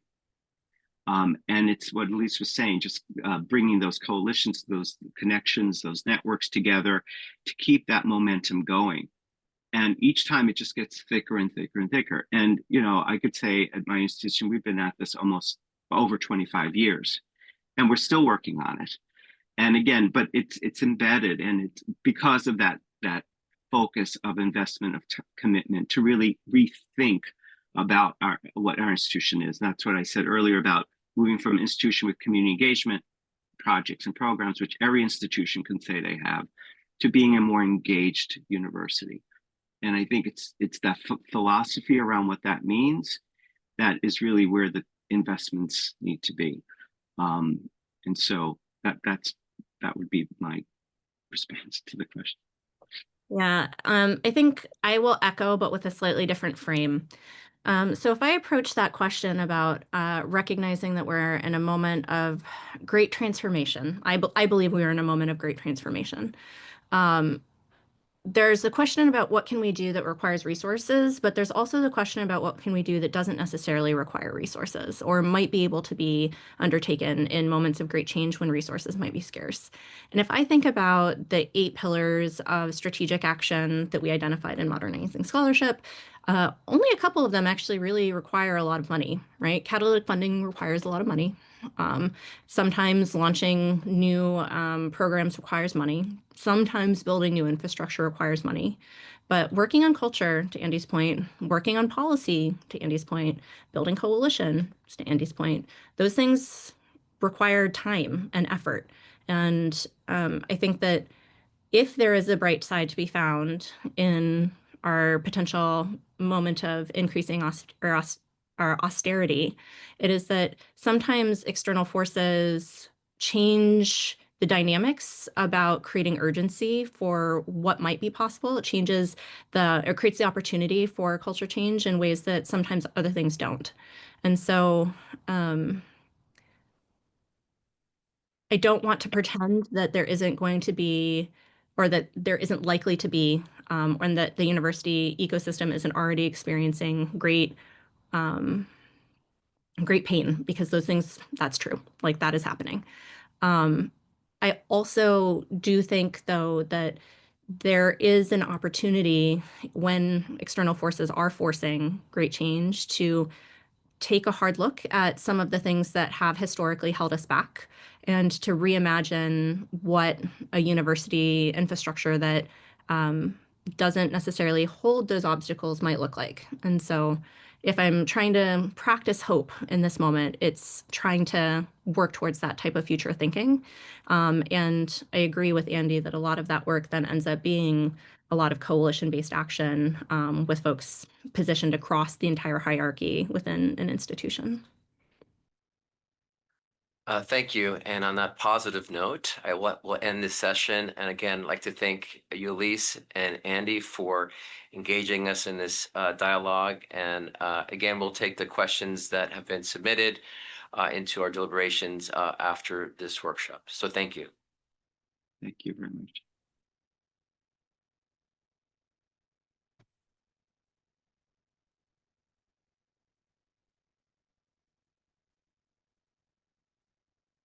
I guess we will switch right over to our next session, which is measuring and communicating the collective impact. And in this session, we are going to be shifting from the wonderful conversation we are having about the what to the how. And specifically, we're going to be talking about measuring and communicating collective impact. And the way the conversation, I would actually also try to connect yesterday's conversation, particularly the one that my colleague Tony moderated, on understanding public value and return on investment, the session that had Justine, Sharon, and Jeffrey, where we had the scholarly and APLU and industry perspective, where Justine talked about what stories we tell, who are in those stories, Sharon talking about how do we know, measure, and tell, and Jeffrey pointing out that metrics drive behavior. So I'm very delighted to have in this panel people who are experts and thinking about it and doing and leading these work in their institutions. So we have Lina Dostilo, the Vice Chancellor for External Relations, Vice Chair of the Commission on Economic and Community Engagement for APLU, and also the co-chair of the National Chief Engagement Officers Forum at the University of Pittsburgh. Then we have Max Crowley, Professor of Human Development, Family Studies and Public Policy, and Director of the Edna Bennett Pierce Prevention Research Center at Pennsylvania State University. We have then our third speaker, Antonio McLaurin, Vice President for Program Innovation Implementation at the 1890 Universities Foundation. And finally, we have Susanna Campbell, Provost Associate Professor, Department of Foreign Policy and Global Security, School of International Services, Director of the Research on International Policy Implementation Lab at the American University. So welcome, panelists. We will begin with Lina Dostilo as our first speaker. Lina, you have the floor, and welcome. Thank you so much. I'm delighted to be with you all today. This has been an invigorating meeting, and I'm excited to jump into the conversation.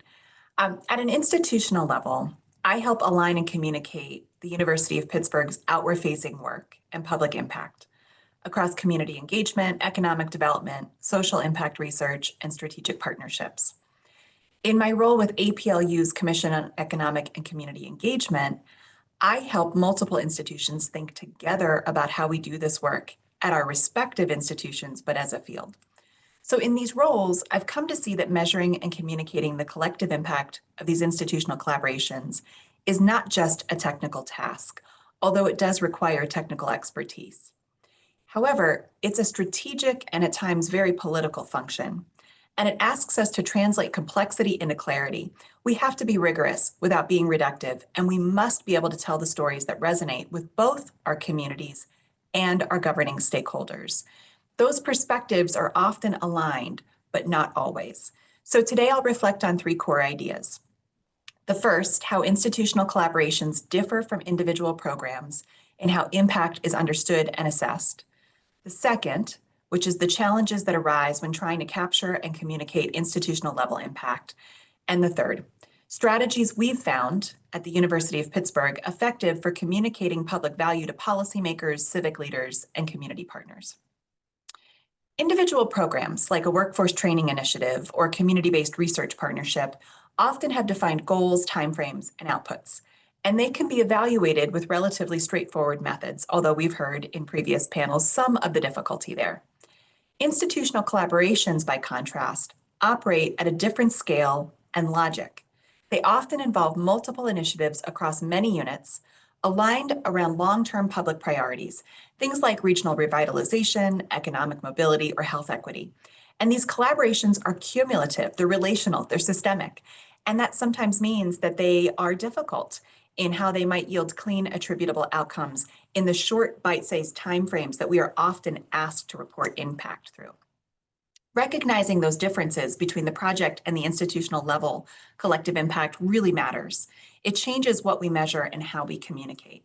And this is where I think frameworks like the Carnegie Community Engagement Classification and APLU's Innovation and Economic Prosperity Designation have added significant value. They don't just ask what institutions do. They ask how institutions organize, lead, and evaluate their work in ways that support sustained public-based engagement. This is what our last panel was emphasizing, and I feel so important. It's a leadership imperative.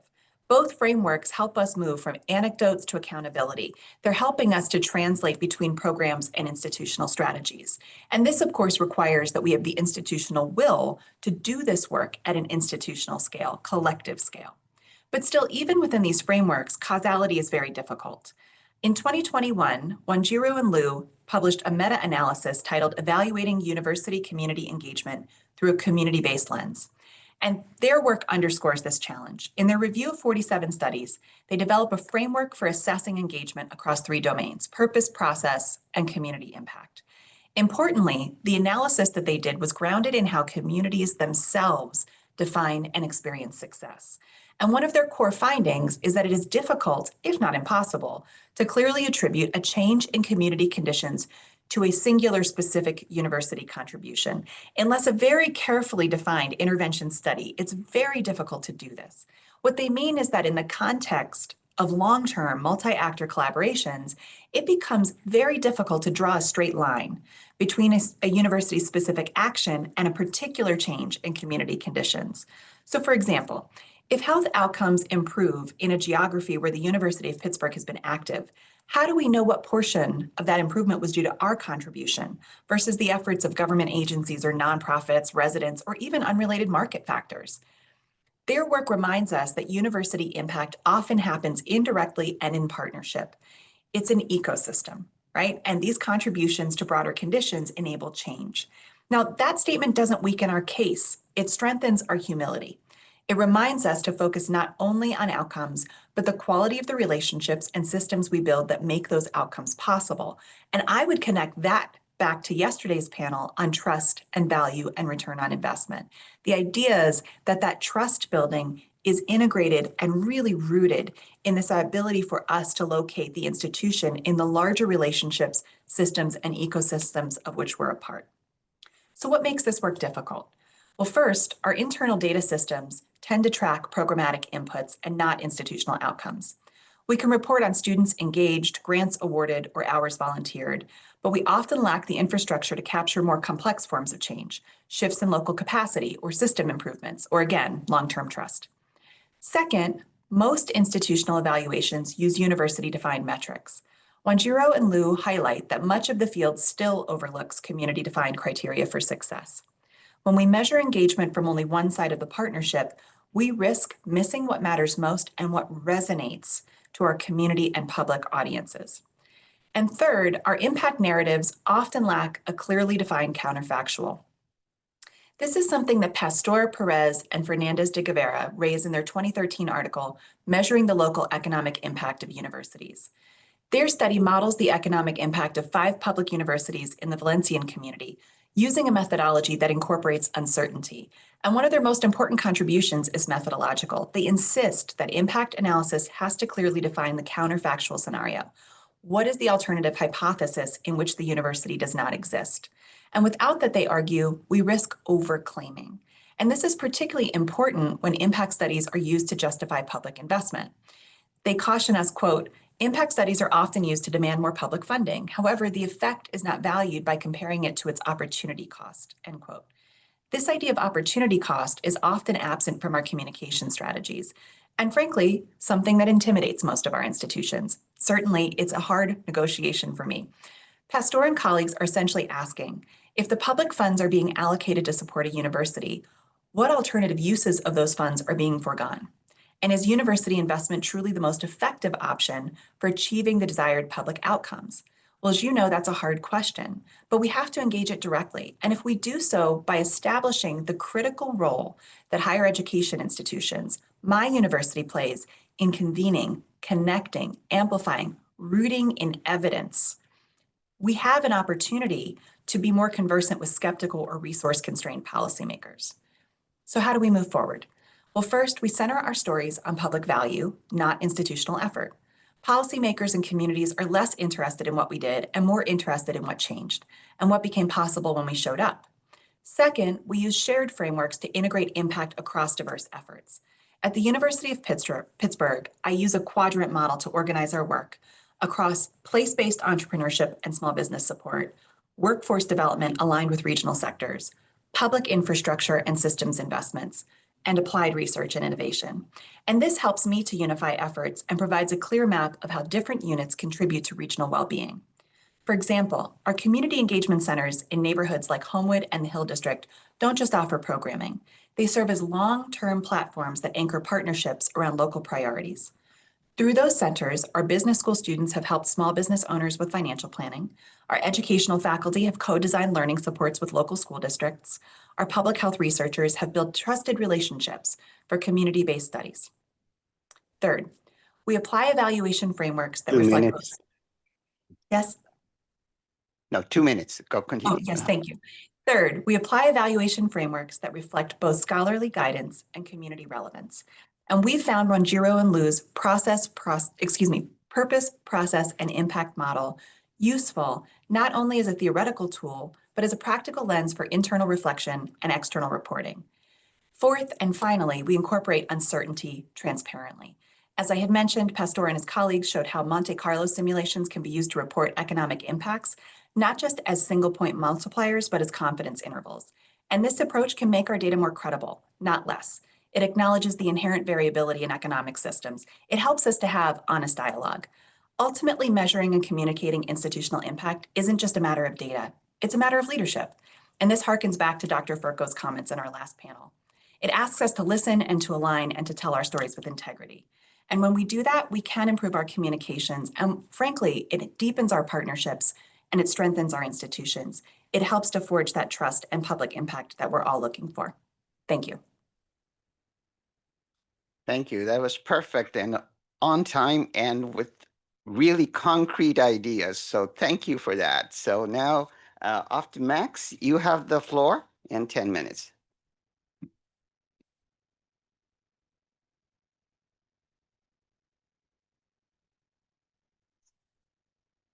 Okay, I think Max is a little bit delayed. Can we move to Antonio? Antonio, are you ready to go? Sure, I am. Okay, thank you. Yeah, not a problem. And thank you for allowing me to participate in this forum. I really appreciate the perspectives have already been shared, and I'm going to come with sort of two lenses. So first of all, my name is Antonio McLaren. I serve as the Vice President of Programs at the 1890 Universities Foundation. The two lenses I'm going to come with is both a federal perspective and then also my nonprofit perspective. I have served in my current role for 4 years. But prior to that, I do have to recognize I've worked at USDA for over 22 years. So most of my experience has been in the federal system. 15 of those years, I served as a national, well, in a variety of different roles at the National Institute of Food and Agriculture. But my last post with NIFA was as a national program leader, where I was managing a portfolio of programs for 1890, excuse me, land grant institutions, which are all HBCUs. Um, I've also managed other higher education grant programs for NIFA, Higher Education Challenge Grants Program, as well as the Alaskan and Native Hawaiian Serving Institutions Competitive Grants Program. So I've worked with predominantly white institutions. I've worked with HBCUs, as well as Alaskan and the Native Hawaiian Serving Institutions. So I come with sort of a background and be able to work with different institutions, different faculty and staff across higher education institutions, and all from a federal grant making perspective. So my role at USDA was really to manage the grant programs, providing guidance for applicants as they are looking at higher education funding opportunities, as well as then presiding or leading those peer review panels so that we can make decisions in terms of what grants we're going to ultimately fund. And then now sort of translating to where I am currently, I'm on the other side of the fence.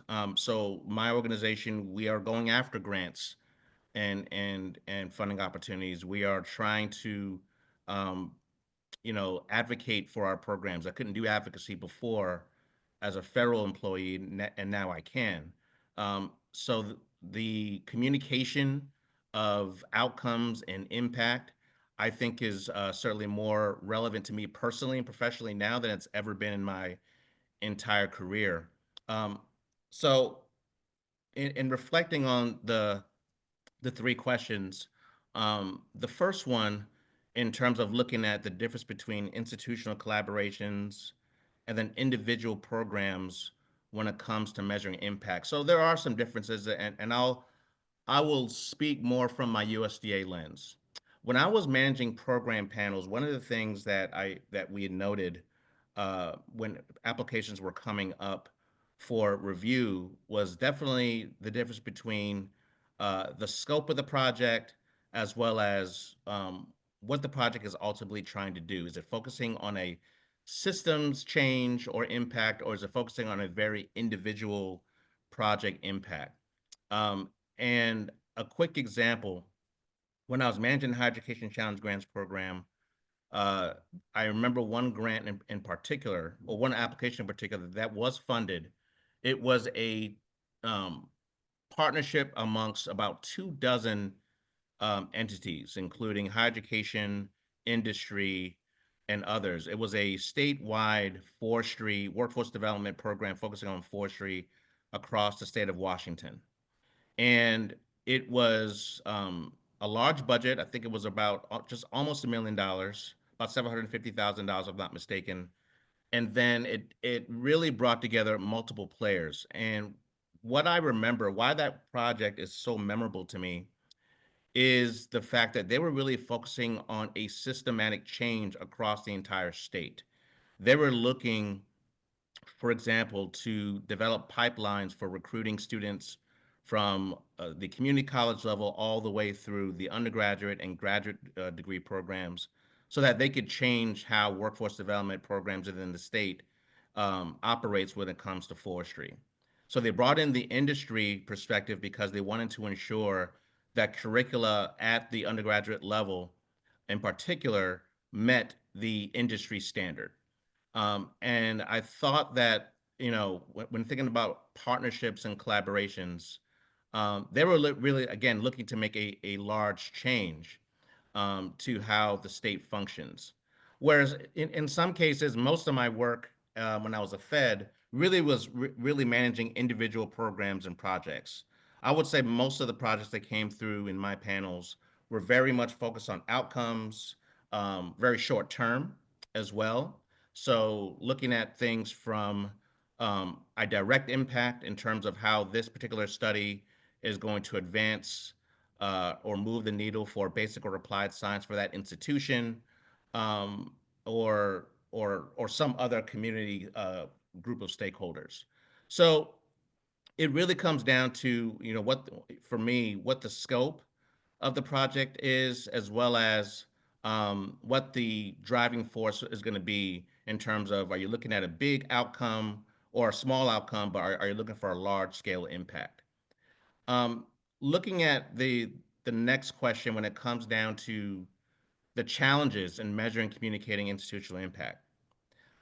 Uh, Definitely one of the things that I found is one of the most challenging things is when you have a lack of cultural competence at the project team level. And let me explain what that means. One of the things when I was working with 1890 institutions, managing programs for 1890s, these are HBCUs. And in some cases, when other institutions are trying to partner with the 1890 institution. So, for example, let's say we have an 1862 predominantly white institution partnering with an 1890. In some cases, there could be a lack of cultural competence if the team is not intentionally trying to understand the audience or the target audience under examination, or the audience that's going to be receiving that intervention. And so this requires time. It requires time upon the project team to really invest into really understanding, for example, if they're going to work in a community that's predominantly served by the 1890 institutions. So it's really upon the 1862 to really understand the needs and challenges of that community, and also vice versa. If an 1890 institution is leading a project and they're working in an area of the country that is not within their purview, or it's not a community that they're used to working with, like say a Native American communities or communities maybe on the West Coast, because 1890s are predominantly in the southeastern United States. It is incumbent upon the 1890 project team to be able to understand and make investments in understanding what that community, who they are, what are the needs, and then also developing interventions that make sense. A lot of times you can't take interventions 2 minutes. for westernized agriculture, for example, and apply them in southeastern parts of the country. It really has to make sense. So that really takes time. The other thing that I will note here is cost. One of the challenges in doing the measurement part of the analysis or the evaluation is cost. Evaluations do cost. Is it an external evaluation, or are you looking at just bringing resources from an internal vantage point? And then I think all of that is going to definitely have an impact on quality at the end of the day.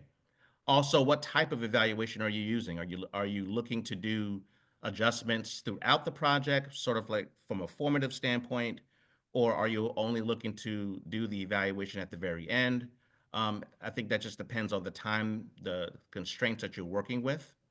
So that's another aspect to consider.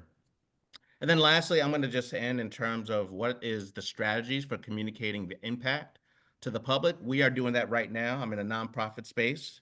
This is everything, especially with this big, beautiful bill. We are having to advocate and highlight sort of the key, what are our key programs, and how do we draw impact across the system of 1890 institutions that we work with.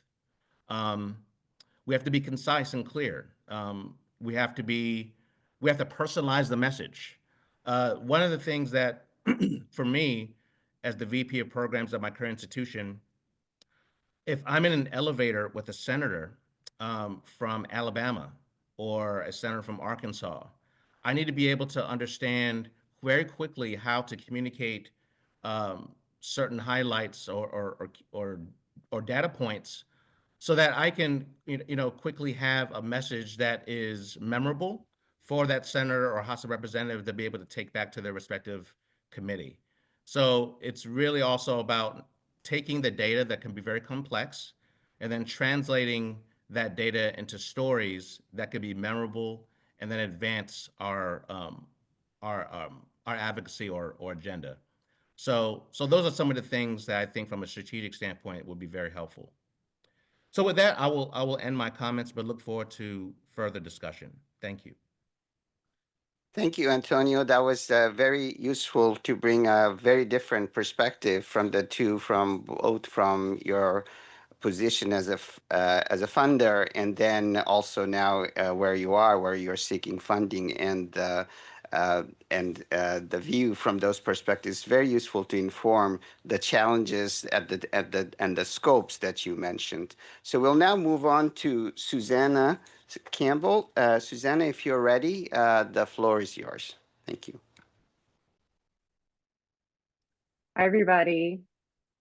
Nice to see you all in this virtual space. So I'm gonna get a little bit technical here. So I am a multi-methodologist. I'm a political scientist. I specialize in measuring and designing research projects to capture those things that are difficult to measure. And so I kind of want to talk about what the kind of broader thinking around measurement can help us do in the space of universities' broader societal impact, and how we might make distinctions between what we need to do to better measure what we're doing and what we need to do to better actually demonstrate what we're doing. And those are two different things. So first of all, why a focus on measurement matters and is helpful for any university seeking to understand and more broadly demonstrate its broader impact. One, at the most basic level, institutions don't learn, meaning they can't adapt to reduce the gap between what they want to do and what they're actually doing unless they have information about their outcomes, about what they're doing. So you can adapt, you can shift, you can pivot all you want, but if you're doing that in an information and evidence vacuum, then it's unlikely to lead in the direction that you want. Second, when universities and other educational institutions invest in capturing and understanding their impact, they have to actually understand what their faculty and staff are doing. So their kind of inputs and outputs, what they're doing to have a broader impact. And they have to actually have some assessment of what that broader impact might be. And when doing that, they are actually creating measures that enable the university to better reward this work. The fact that so much of this work, this engagement work, is uncounted and unmeasured only contributes to it being unrewarded. Finally, at the most basic level, understanding the kind of broader impact of investments in research enable us to actually justify those investments in the future. So there are a lot of reasons to really kind of work on getting this right. But there are also a lot of reasons why we tend to get it wrong. And one of the main reasons why we tend to get it wrong is because methodologists, researchers like myself, tend to be fundamentalists. We tend to say there's only one way to measure impact, and this is what you have to do. You have to have a randomized controlled trial, and otherwise you can't understand anything. Or on the other end of the spectrum, we might say that all impact is subjective. There is no objective impact, and it's all about exactly what that community member at that point in time thinks about that particular project, and nothing else is generalizable. These are both valid claims, but sticking to only one approach is a problem because it actually inhibits us from developing approaches that fit what the needs are of the university at that particular point in time. So to spell out just a couple differences here, that you can focus in from an evaluation space, there are, as a prior speaker said, there are these kind of learning focused evaluations, which are formative evaluation, where you assess the feasibility of a project and suggest changes. There's developmental evaluation, which is really this kind of accompanying evaluation where you have an evaluator work with you to help you adapt and learn as you implement the project. And then there's process evaluation, where you essentially sketch out the causal theory of change, the causal link, the causal chain that you expect will lead from your intervention to the outcome, and then you gather data on each link in that chain. And the kind of more impact-focused work, there's randomized controlled trials where you randomly assign the treatment, quasi-experimental designs as if random assignment, medium end theory testing where you're where you're looking at it from a deterministic perspective. Happy to get into any of that later, although I doubt anybody wants to talk about this. And then case studies where you focus in on a particular instance and use process tracing and comparative cases and maybe participatory methods. So there are a lot of different ways to think about how we can understand and evaluate the broader impact of either individual or collaborative contributions. These are all, we can do this. We have the methods and design to do it, but we have to have a relatively open mind. And the scholars participating in this space have to actually be willing to learn and accept other approaches and kind of other epistemologies and ontologies.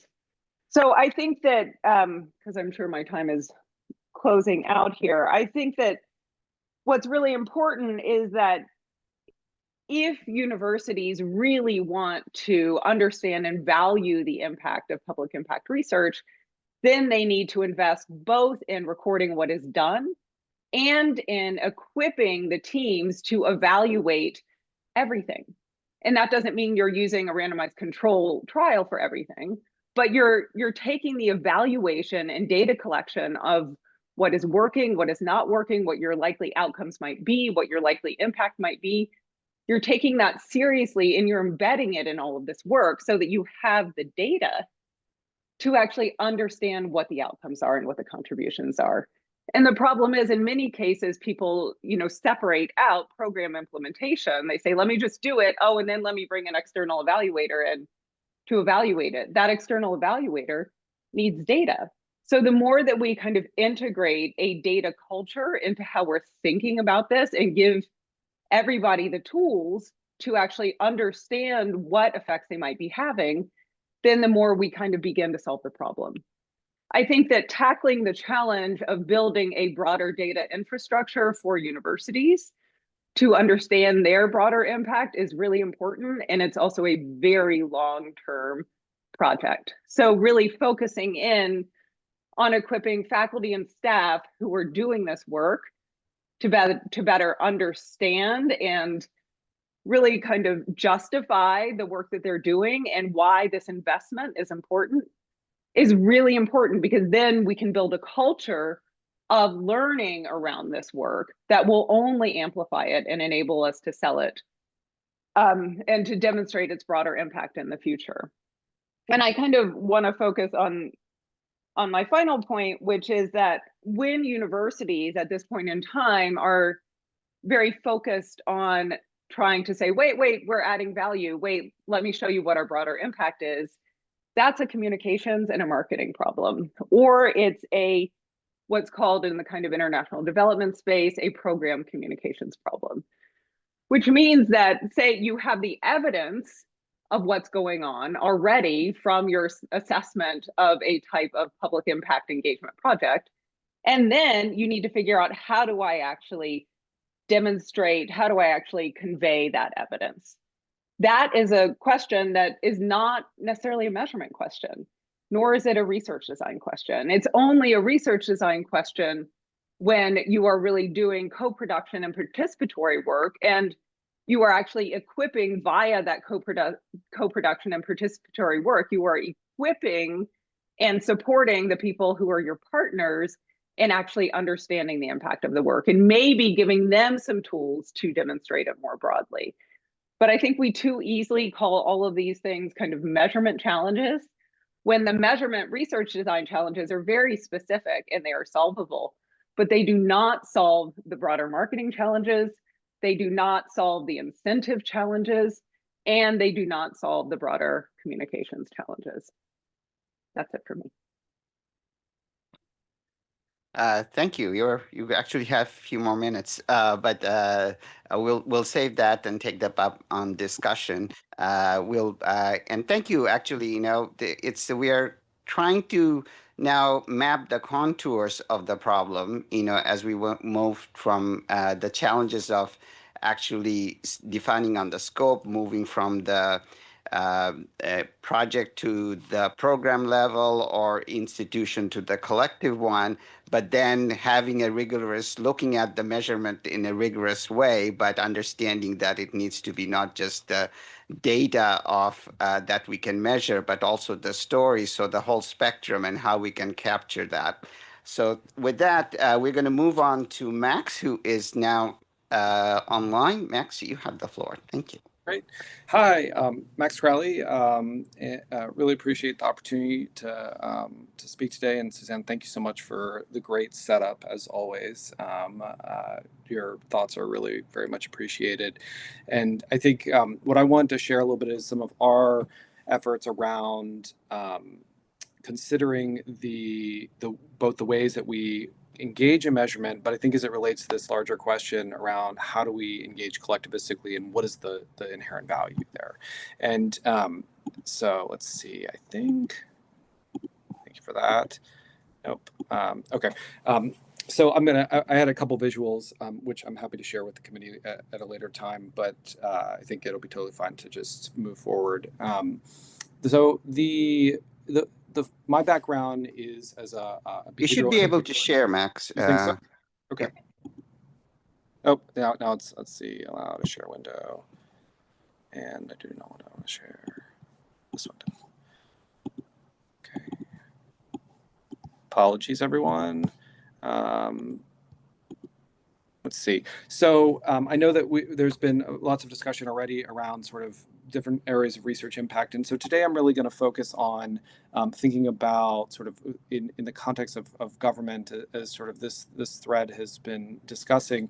But what I want to orient towards is like I bring a very developmental approach towards both how we assess impact, but also how we think about augmenting and increasing impact of science, particularly in government spaces, both in terms of individual policymaker, but also at an organizational level. So I'm going to move quickly through a couple sort of points that I wanted to make about what do the mechanics actually look like around measurement. And I'm going to pick up, I think, on what Suzanne was talking about, which is that the importance of our evaluation, not only like within the science itself, but the evaluation of this work, and talk about what sometimes we describe as the science of scientific impact in certain spaces as we think about, well, what is the methodology behind our ability to assess and understand impact itself? Some of you I know have seen or are even part of some of the work that I do with my colleague Taylor Scott around the research to policy collaboration model. And this comes, as I mentioned right at the beginning, from this interventionist tradition of not intervening with children and families, but actually intervening with the policy community itself, but also looking inwardly at these institutional change needs and how we intervene with researchers. The research to policy collaboration is a dual community intervention model that intervenes both with policymakers and with researchers at the same time. It brings both behavioral change strategies like motivational interviewing for needs assessments of policy communities to help them articulate their needs for scientific evidence, alongside of behavioral supports for researchers themselves through training and technical assistance in these types of elements, and bringing those individuals together across institutions. So very much in the vein of this collectivistic approach and this intermediary approach that has been discussed so far. And so with this idea of them bringing those communities together to actually work together on the embedding and using of science and within policy making itself. So as you might imagine, this offers a lot of different sort of both measurement and methodological considerations. For instance, we maintain a digital platform where all of our researchers, so thousands of researchers from around the world, participate in this, and we feed in the results of needs assessments with policymakers at all levels of government. And then researchers are tagged based upon their areas of expertise to participate in the response. But as you might imagine, there's tons of data that comes out of this, tons of opportunities for measurement. Everything, for instance, here, which is the time investment longitudinally across a rapid response request for those participating in the research to policy collaboration model, we can see that both the policymakers have a differential trend. The researchers in blue have a differential trend, but also the intermediary staff, right? So those folks that are not sitting in research institutions or in policy spaces also have a differential kind of investment of time. We also see lots of different data coming out around like what that process of supporting that impact looks like. But we also have the opportunity to think about how we validate these types of models, these types of models for supporting collectivistic engagement across institutions. One of those, for instance, is that we actually tested the RPC, the Research Policy Collaboration Model, within a congressional trial. What this entailed was actually randomizing 96 members of the US Congress. Half of their offices received the supports of the model and half didn't. And then we deployed a whole host of different measures and strategies to engage and understand what was happening, both at the researcher level, at the legislator level in this context, the congressional office level, as well as at assessing the collaboration itself. And as a result, we were able then to look experimentally, but also systematically at, for instance, how congressional offices reported their value of science, which we, in fact, in this trial had a significant effect. And we were actually able to improve the congressional office's value of science and how they felt that the utility of that science was for the work of policymaking. Similarly, we found that we were able to change the actual legislative language of bills being introduced, and we were able to increase the use of research evidence in those bills. So again, another opportunities for measurement within this sort of increased rigor, right, scientifically, of how we think about this. But I'm going to end just with some of these slides before a couple of closing thoughts on that. One of the most important things about if we want to see real institutional change in these spaces is what is the value back to the research institutions? How does it actually help align incentives?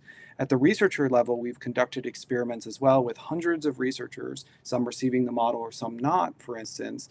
And what we've seen is an increase not only in the engagement with policy communities of those researchers, but researchers actually go back to the lab and they report that they feel like they're asking more relevant and better questions. We've even seen improvements on, for instance, job satisfaction of researchers within academic and non-academic institutions, where they feel like because they're engaged, right, externally, that they're able to do better science, and they're more excited and happy about the science that they're doing.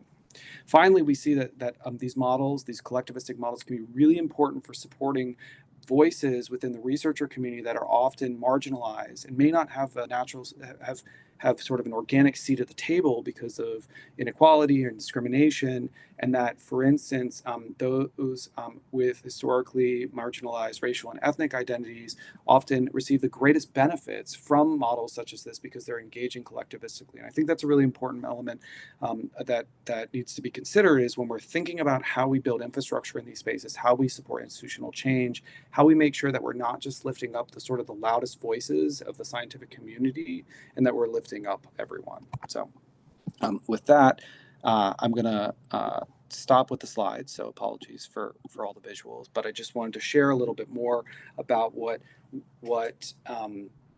this measurement can look like in play. And I think to Susanna's point that we can bring some methodological rigor of our work. So I think I'm about at time. So I want to just pause because in case there's any questions or points of clarification. Thank you, Max. And actually, the order, I think, worked out really well in the sense that we started with the macro, and then we got into the meso, and then ultimately to the micro. And you kind of gave us actual data about what Susanna was talking about, how to do that, and then the value chain, taking it back to the researcher. So I think that, if first of all, if you have questions, please put them in the Q&A box. And while you're doing that, I will go ahead and ask the first questions. And the way I'll do it is I'll set it up connected with the conversation we had in the previous panel, which was, we were thinking about engagement as something that comes at the end of the process. Same thing we do with evaluation. It's you're done, now you're trying to evaluate.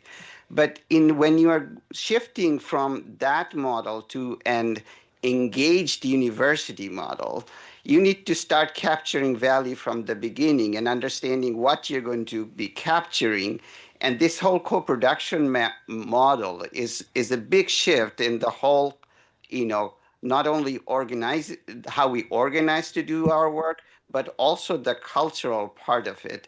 And then valuing all these things that gets neglected that Susanna was talking about, we're not even capturing as we are doing it, and then reporting. But we now actually have the data to demonstrate that that's actually value chain that goes back not only external stakeholders, but also all the way back to the researchers themselves, who now understand the impact of their work and feel more as contributor to that.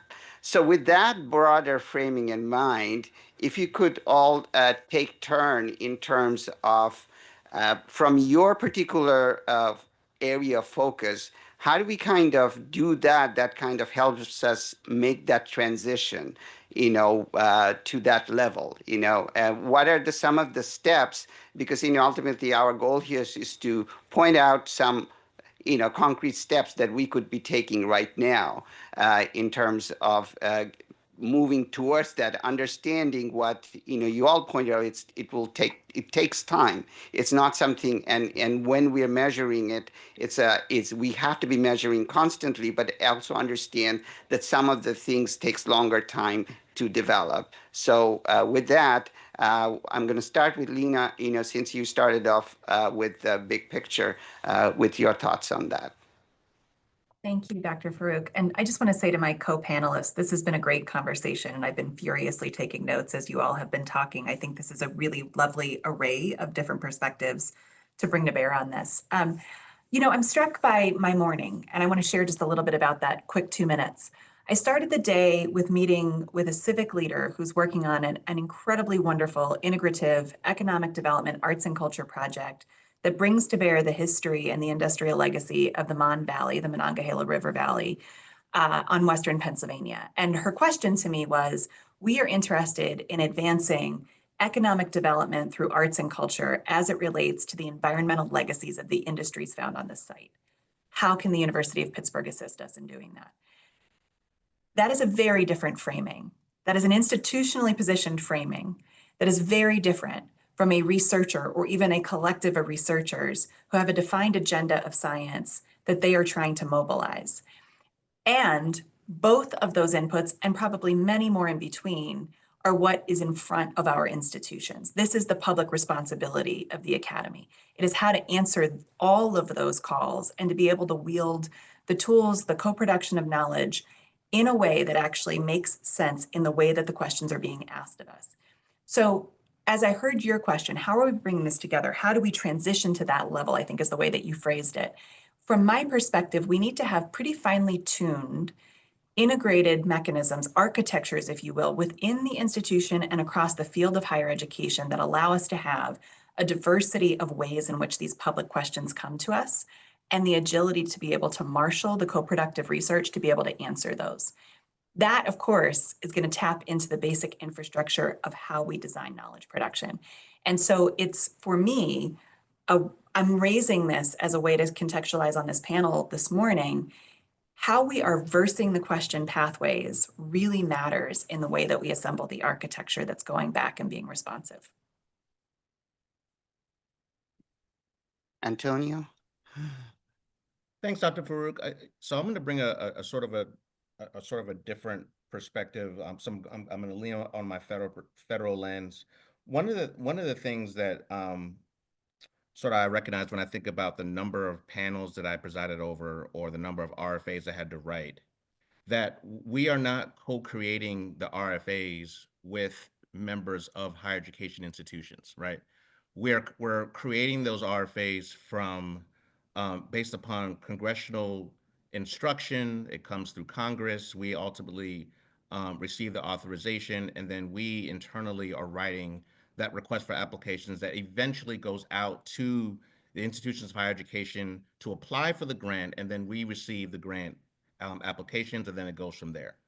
I think in terms of how to really sort of provide that integration, I think it's really ensuring that grant making agencies. So I'm gonna just talk from a grant making perspective.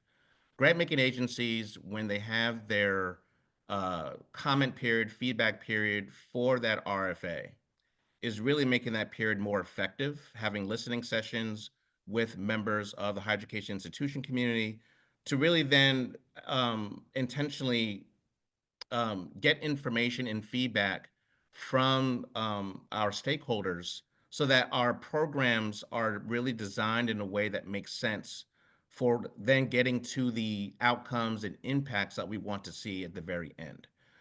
One of the challenges that I can recall being a Fed is that for me, I have to now look at all the awards that were made across research or education and extension, and then I have to communicate that value back to the White House or back to Congress.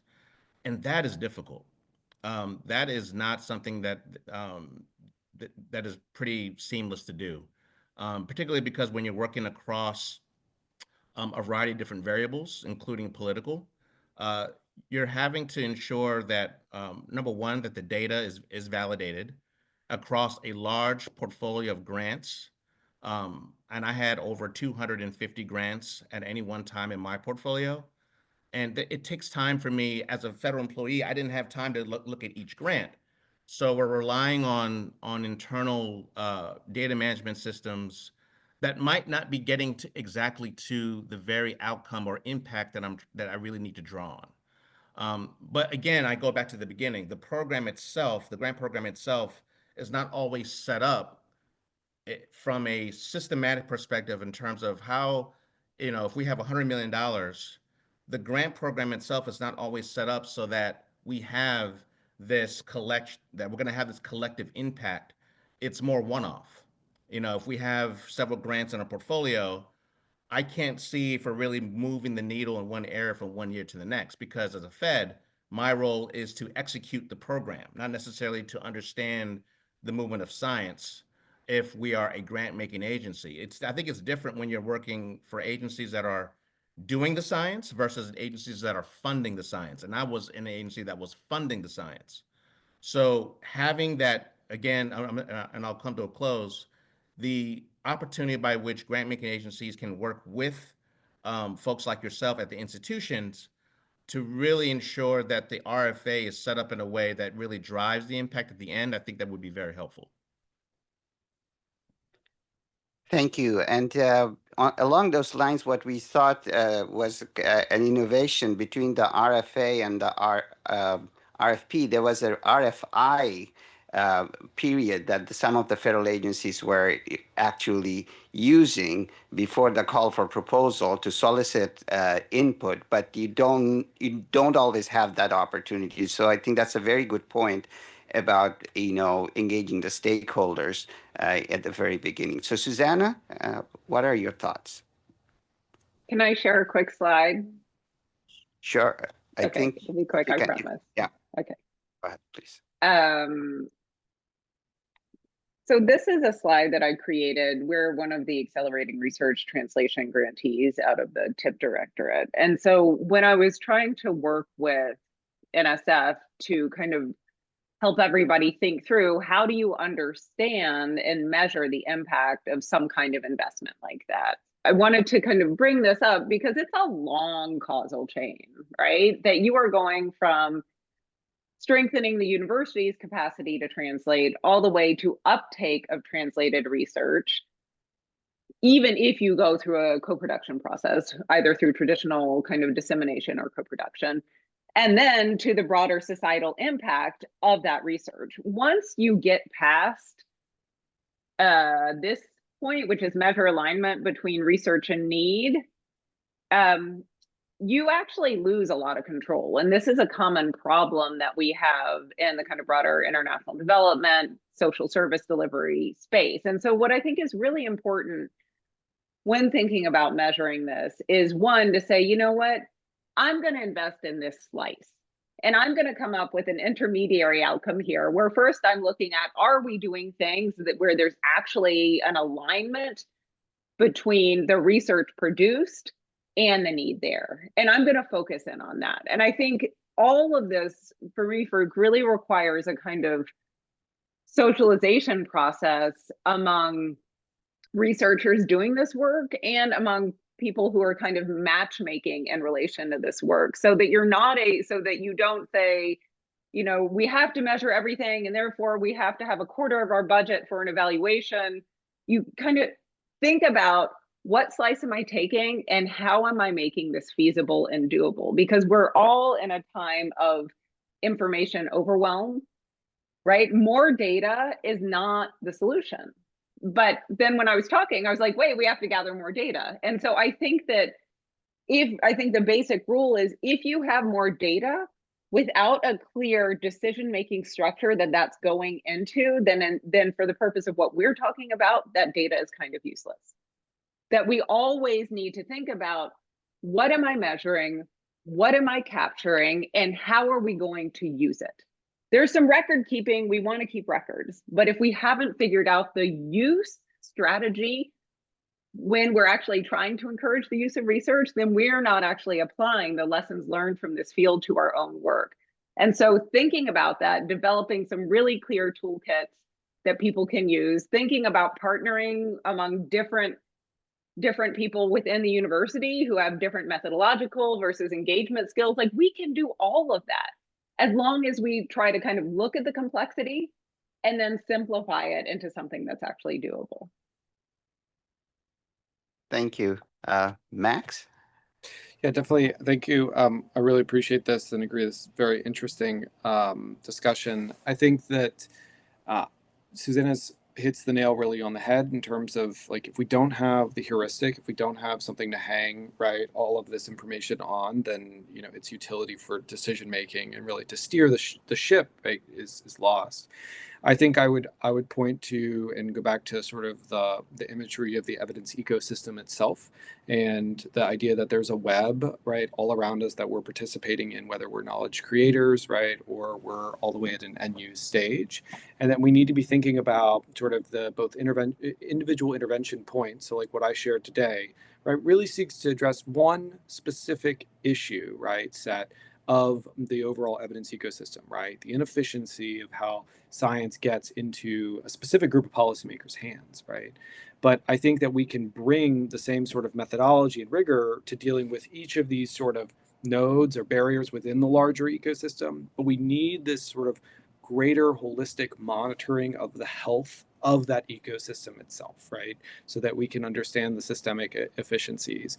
And I think that in particular, as when it comes to research institutions that are generating discovery, the earlier point that Lena made around the incentive structures are a crucial part of that ecosystem, and they can be both accelerator or they can be a major barrier. And I can speak empirically to the work that I shared earlier, which is if a researcher does not have the support of their institution to engage with policy communities, they're not going to engage with them. But even when they do have the support, if the more subtle incentive structures of that institution are not aligned, they also won't engage. So there's lots of barriers there, to what we know is a very relational ecosystem, not one that's sort of based purely on this is not a logistics ecosystem, even though it's easy to think about it, This is an ecosystem of people and organizations interacting and living together. So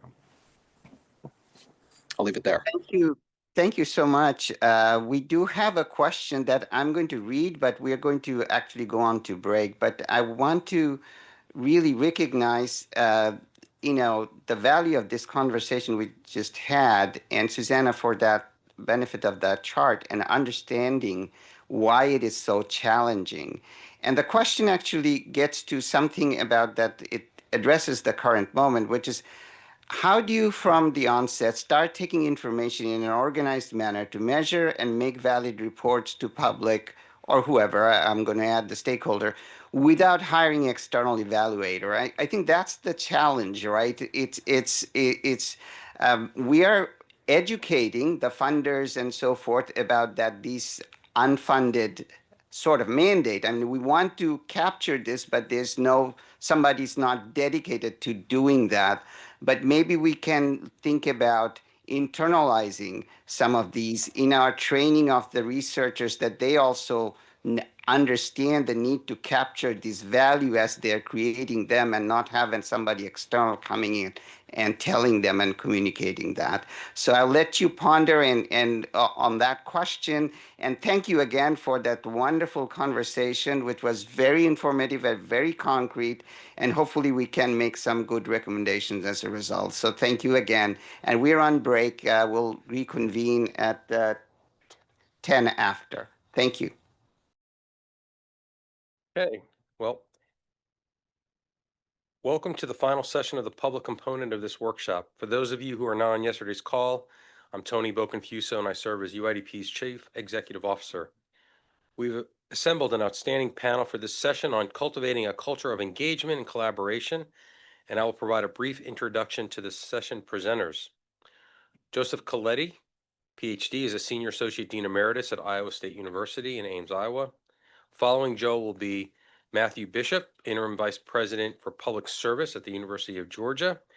And the final panelist is Sahara Moon Captain, PhD. She's Executive Director for the Foundation for Food and Agricultural Research. Each presenter is allocated 10 minutes for sharing their perspectives. Afterwards is a public question and answer period, so please add any questions in the chat function at any time during the session. So with that, let's begin with Joe.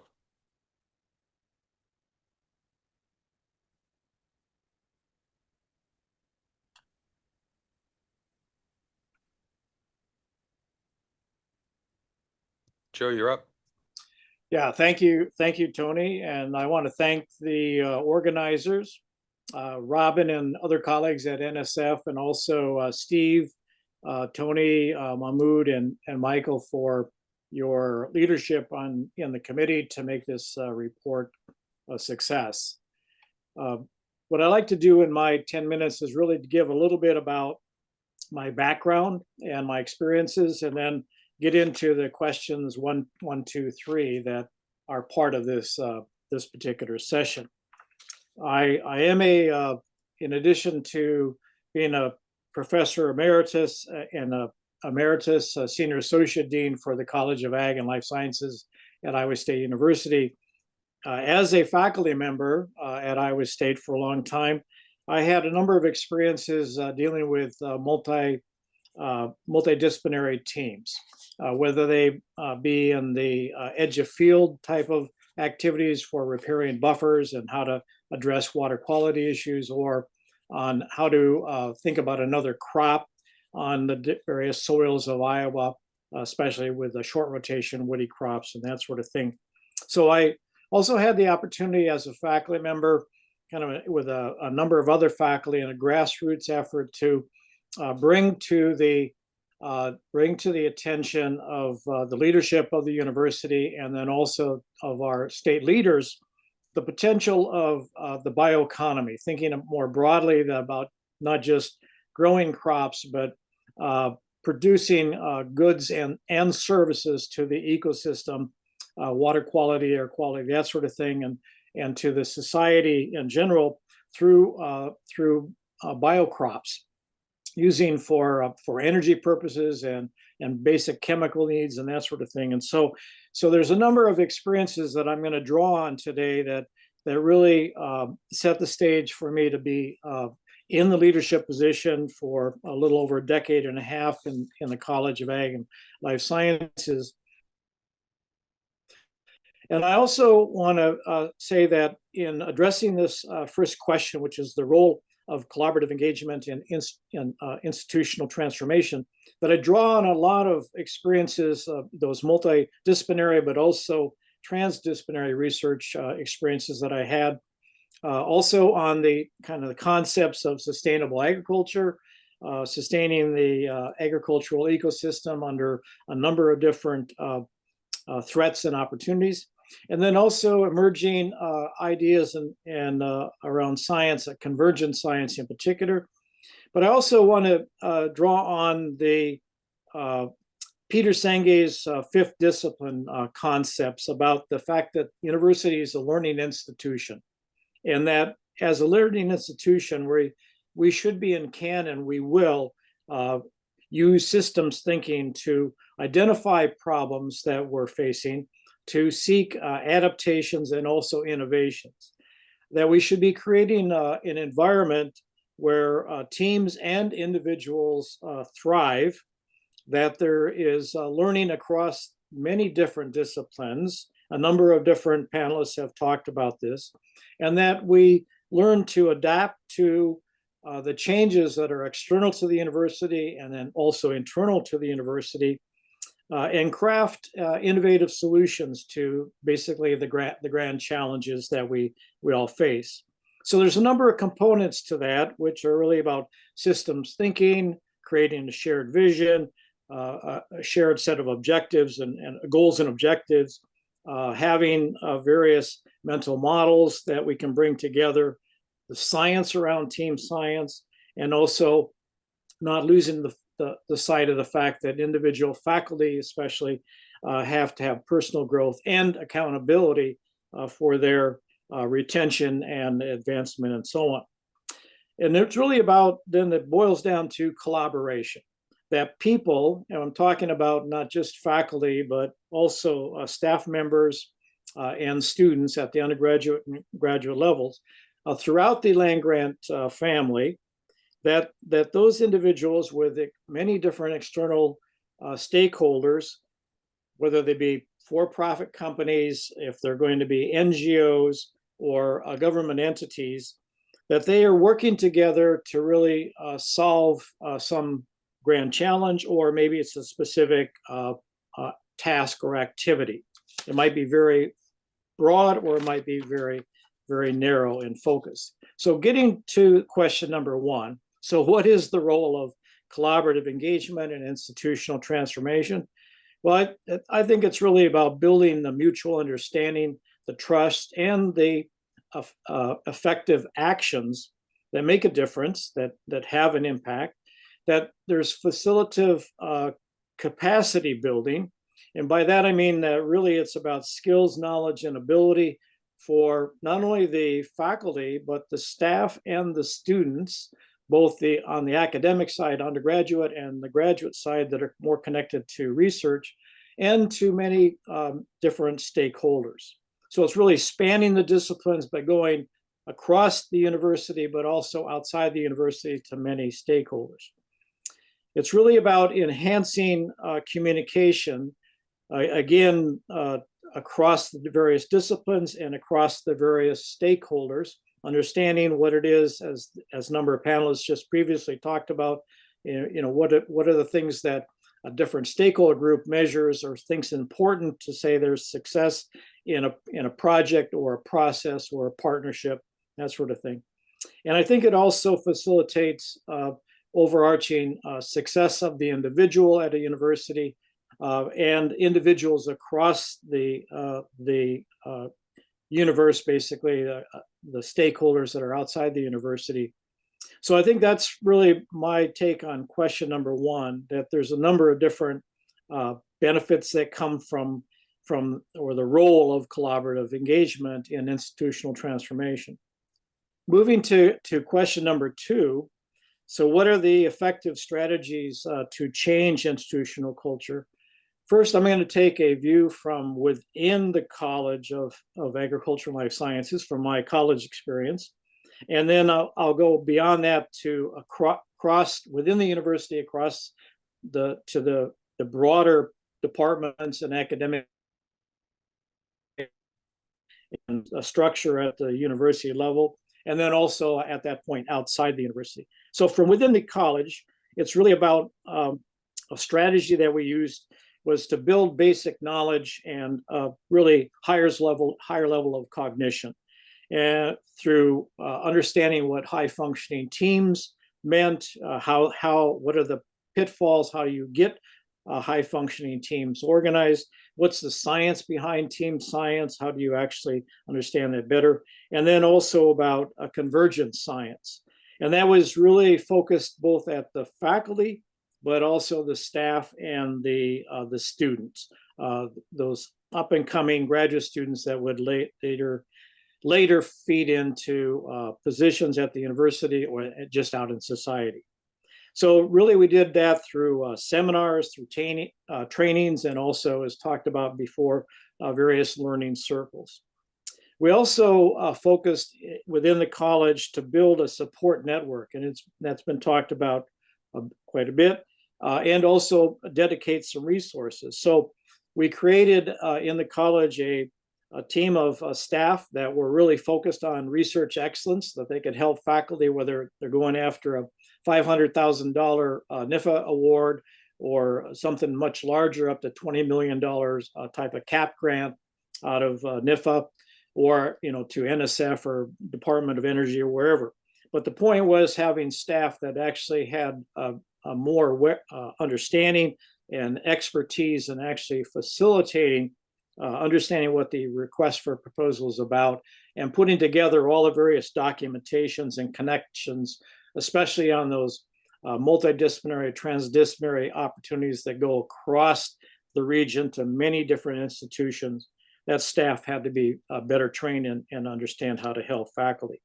We also, what we did is said, well, we need to, and we listened from faculty that were getting awards as they were growing in size and so on, about, well, in reinvesting F&A, reinvesting indirect cost money that would come to the college, to the experiment station, back to make whole or to do something in addition. What the faculty said, we need to do this. We need to be to buy more equipment, or we need to have a better understanding of how, more money for stakeholder engagement external to what we have in the grant and that sort of thing. So we had money that we were investing outside, that is in addition to what flowed into the college, then back into the project.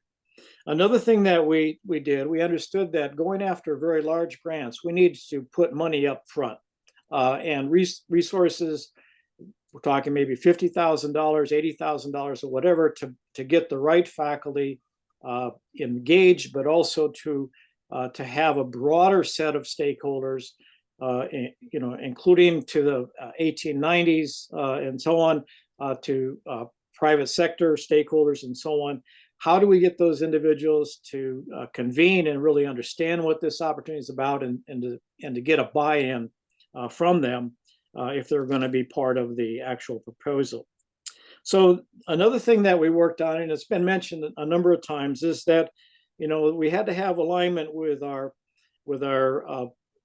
P&T and advancement policies and procedures. Work on departmental with certain departments, all departments actually in the college, on governance documents, and to make sure that this collaborative engagement was valued, and that it was rewarded. It wasn't just something that, oh yeah, do it, but it doesn't really count.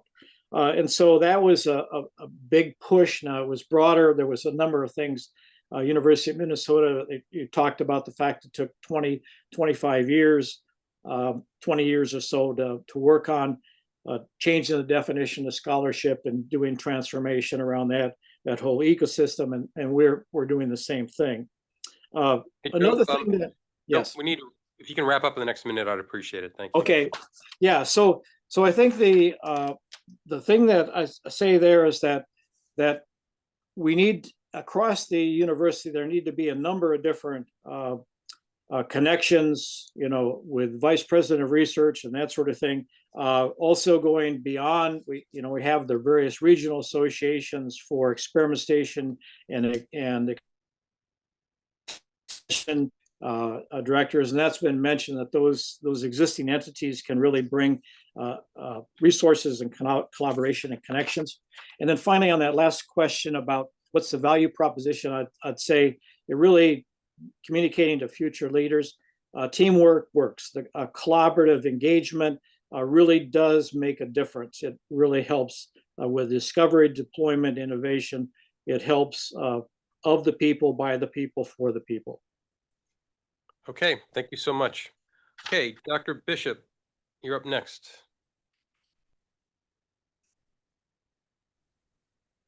Thank you, Tony, and good morning, everyone. I'm honored to be on the panel this morning and talk about such an important topic. I have not had the benefit of participating in the rest of the workshop. So for that, I apologize. And if I touch on something that might have already been addressed, then that's on me. I do want to provide sort of a context for where I come from here at the University of Georgia and our public service and outreach infrastructure and organization. And hopefully, as I describe that and what we do in public service and outreach, you'll see some answers to the questions that are posed. And of course, how we go about incentivizing collaboration, not just among public service and outreach faculty, but the university as a whole. So I appreciate how Joe really stuck to the script, and hopefully from my remarks, I will be able to as well. I just want to start by saying, for UGA as Georgia's, land grant and sea grant university, service, outreach, and engagement is simply embedded into our organizational culture and what we do. We have an entire infrastructure and division of the university dedicated to public service and outreach in capital letters, whereas that's 500 plus faculty and staff are employed to implement the university's public service and outreach mission. Those 500 plus faculty and staff work in 8 different units of public service and outreach, each unit having their own mission that focuses on community, economic, and the leadership development needs of the state. We operate the 18 small business development centers located throughout Georgia. We have an Institute of Government. We have a Leadership Development Institute for training adult and youth community leaders. We operate the State Botanical Garden and Marine Extension and Sea Grant. The Office of Service Learning is part of Public Service and Outreach, as is the Georgia Center for Continuing Education and Hotel. And our nationally recognized Archway Partnership is also a unit that works closely with communities geographically dispersed across Georgia on community identified needs that can benefit directly from higher education resources here at UGA. Those 8 units are independent in structure because of their unique missions, but work in close collaboration with each other and with the academic and research units of UGA in fulfilling their unique missions. Of course, in addition to those 8 units of public service and outreach, UGA has a very strong cooperative extension organization throughout the state. Every single one of our 159 counties is served by cooperative extension, and its focus on agriculture, on forestry, on family and consumer sciences, on youth development. And of course, beyond public service and outreach and cooperative extension, each of the University of Georgia's 19 schools and colleges has an outreach and engagement focus with dedicated faculty and staff who work with PSO and extension to connect their resources and expertise, and of course their students, directly to the needs of communities and people across the state. When you combine the efforts of those 19 schools and colleges plus the 8 units of PSO and then cooperative extension, the annual economic impact to the state of Georgia approaches $1.5 billion. Again, every community across our state, every county, all 159, have offices of extension and those other units. And with extension and the faculty and staff that make up the outreach and engagement efforts in the schools and colleges, plus PSO, we're talking about nearly 1,000 faculty and staff who wake up every day focused on the university's service, outreach, and engagement efforts. All that being said, and this idea that service and outreach and engagement are embedded into the university's organizational culture, well, so is collaboration. And I want to talk for a minute or two about how we cultivate collaboration here at UGA. Joe mentioned this a second ago, but one of the most important ways we do that is through our appointment and promotion process. Of course, service is embedded into tenure track faculty promotion and tenure processes. But for public service and outreach in particular, for those folks that are in those 8 units of public service and outreach and in cooperative extension, UGA has its own unique public service promotion track. It is akin to the academic tenure track process. One comes in at the entry level with a public service assistant and then makes their way up to public service associate and then to senior public service associate. Again, aligned with the tenure track system for the academic faculty. To our knowledge, it is one of a kind. It might be the only standalone promotion and appointment process for public service faculty of any university, any land-grant university here in the nation.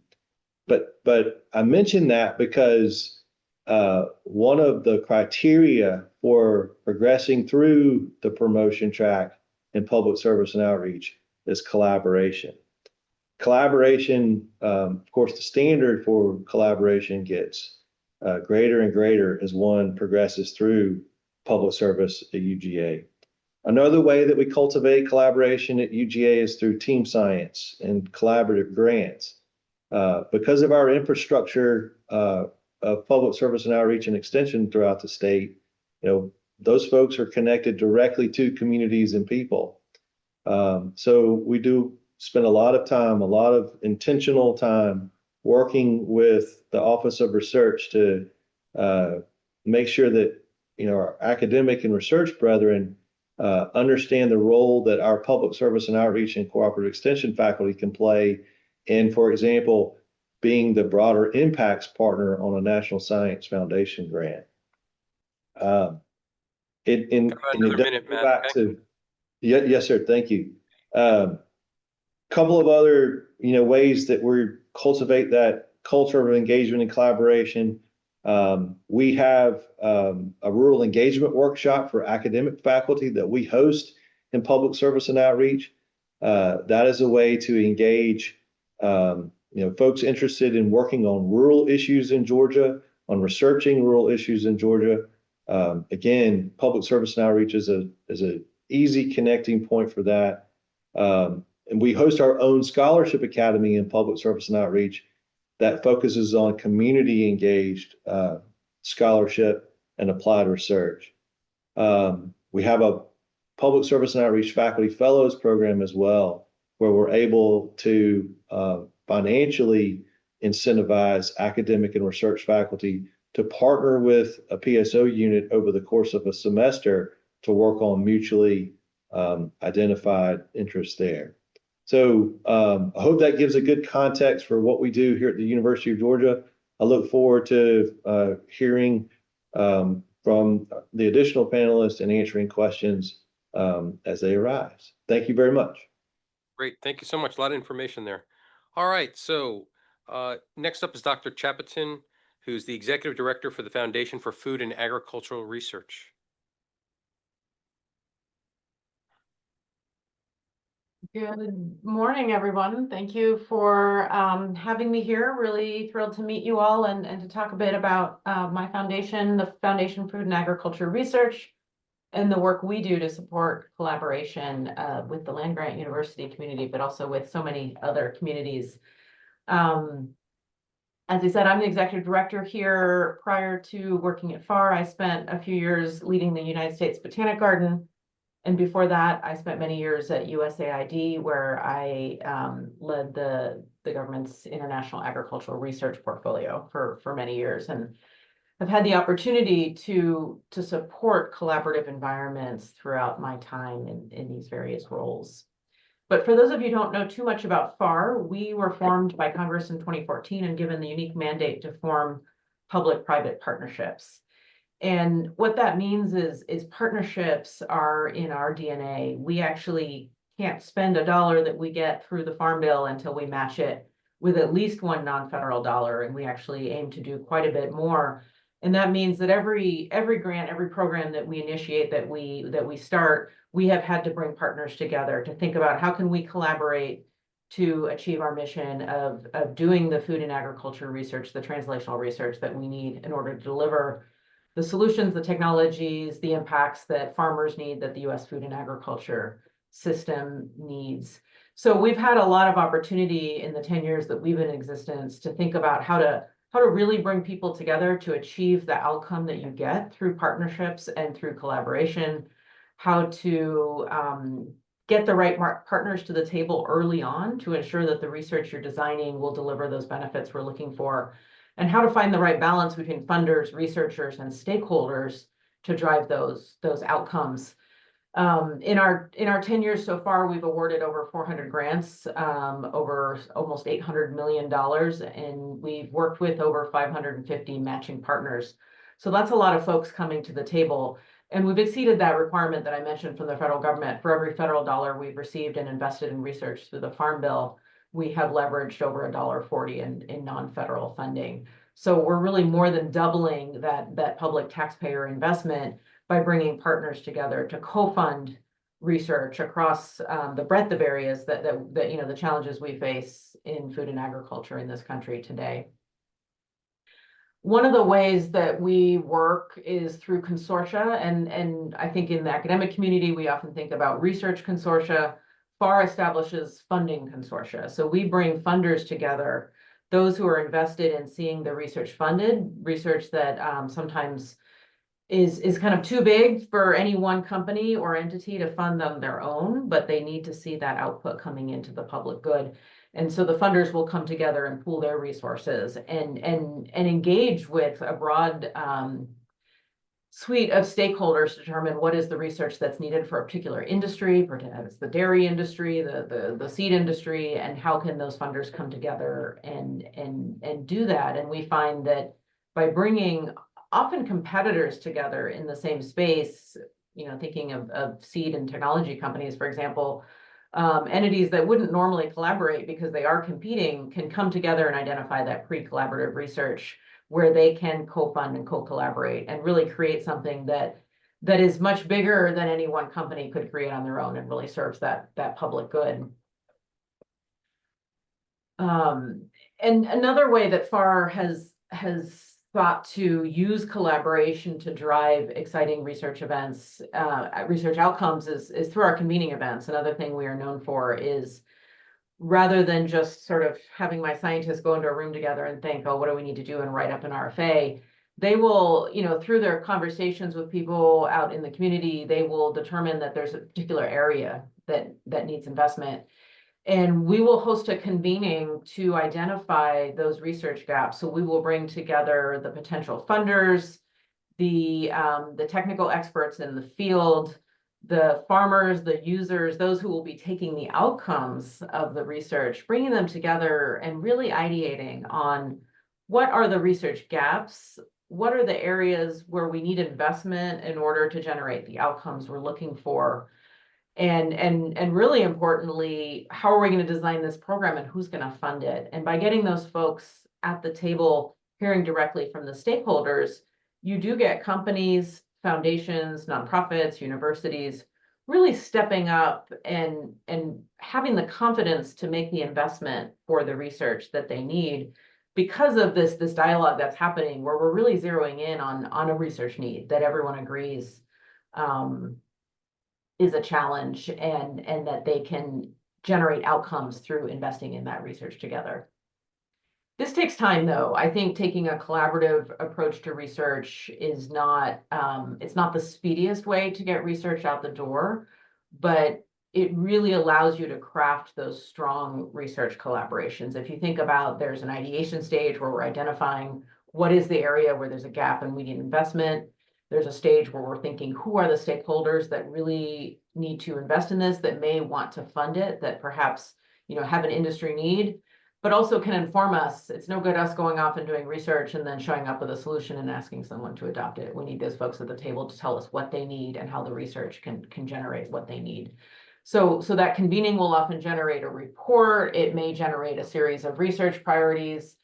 And then we go back and think about, okay, how are we going to fund this? Are we going to pull together a consortium? Do we have a number of players along a value chain or a number of competitors who can co-fund research? Is this an area where we have a competitive call and one or two funders come to us and say, yeah, we're gonna fund this call with you to get those matching funds out there? Is this a single project where we know there's just a research team we need to pull together to invest in the research? So coming out of that, we will design the research mechanism and then pull the team together or put out the competitive call and start to fund that research. But the benefit there was that it had the information coming in about what the needs are and how we can really do that user-driven, actionable research. One of the examples I want to share, because I think it's so powerful, is one of our consortia is our Crops of the Future consortium. It brings together a whole range of entities from the agriculture industry, seed companies, commodity groups, technology companies, other stakeholders, research groups, to co-fund research in crop breeding, thinking about the challenges that are facing farmers today that will face farmers down the line, whether it's pests and diseases, whether it's new quality traits needed for market acceptance, whether it's challenges related to heat and drought in the environment. They can come together and do that pre-competitive research and ensure that we are preparing the crops and developing crops that farmers will need today and going into the future. And that's been a really impactful consortium. Over its existence, we have funded almost 20 million in research to date, almost over 11 million of which have come from external partners, companies, just under 9 million from FAR. And 22 partners have come together to fund a number of different projects under that research, under that area. Another area that I'd say FAR has really tried to think about how we foster collaboration is just to go back to the fundamentals of how do we be an institution that supports research that meets the needs of the folks that we're trying to support. So most of our research grants go to universities, not surprisingly. Many of those, of course, are land-grant universities, and we want to ensure that they have a good playing field, that they can access our research, they can work with our partners in a way that doesn't place any unnecessary burden on them as the researcher. And so I've mentioned this need for matching funds. One of the things we have really doubled down on in the last few years is trying to secure those matching funds ahead of time before we announce an opportunity. Sometimes we'll put out a call for proposals where we expect the grantee to already have connections in the agriculture space where they can bring those matching funds to the table. But more and more, we're really trying to do that work ahead of time where we, like I said, we bring those funders to the table and we secure those matching funds. We've also done a lot of work internally around making sure that the information for grantees is available. We have virtual office hours. We do webinars about new funding opportunities. We have dedicated web pages that applicants and grantees can use. So I just wanted to say that that's something that FAR has really taken into account, is how can we serve the community better that we are counting on to do the research that we're pulling together. I'll pause right there. I'm sure there'll be questions and I'd be happy to share more examples during the discussion. Great, thank you so much. Thank all of you all for the presentations and insights. So I just reminder to the audience participants, if they'd like to submit questions into the Q&A box, we'll add them in. I did want to, I had a couple of questions I'd like to maybe start with. So, Matt, you talked about the culture at UGA and, that supports this kind of culture for places that maybe don't have that is, in its historical maybe roots, or maybe had it in historical roots, but it hasn't reached the level that they seek. What's a realistic timeline for something like that? I mean, to get to a level, that would be satisfactory, I guess. You know, institutional change is difficult, so I'm curious as to timelines. Sure, sure. Well, you know, when you come into the university, I think as a junior professor, you know, it's not necessarily collaboration is not something you necessarily think about. It's not something that you're hired to do. In fact, you're there to, you know, be a really good researcher and teacher, win teaching awards and publish, and that's how you move to the next level of your academic career. Um, but you know, for us at UGA, the whole public service and outreach platform is intended to provide, you know, access to people and communities in the state, and therefore make it easy for even, you know, the most junior faculty member to be able to engage in some kind of collaboration that makes a difference, you know, to the people of the state. That's why we're the land grant. It's why we're the Sea Grant University for Georgia. It's not easy. It certainly takes time, and particularly for those who have come from other places where those incentives to collaborate do not exist. You know, one thing that we do at UGA right out of the gate is a new faculty tour.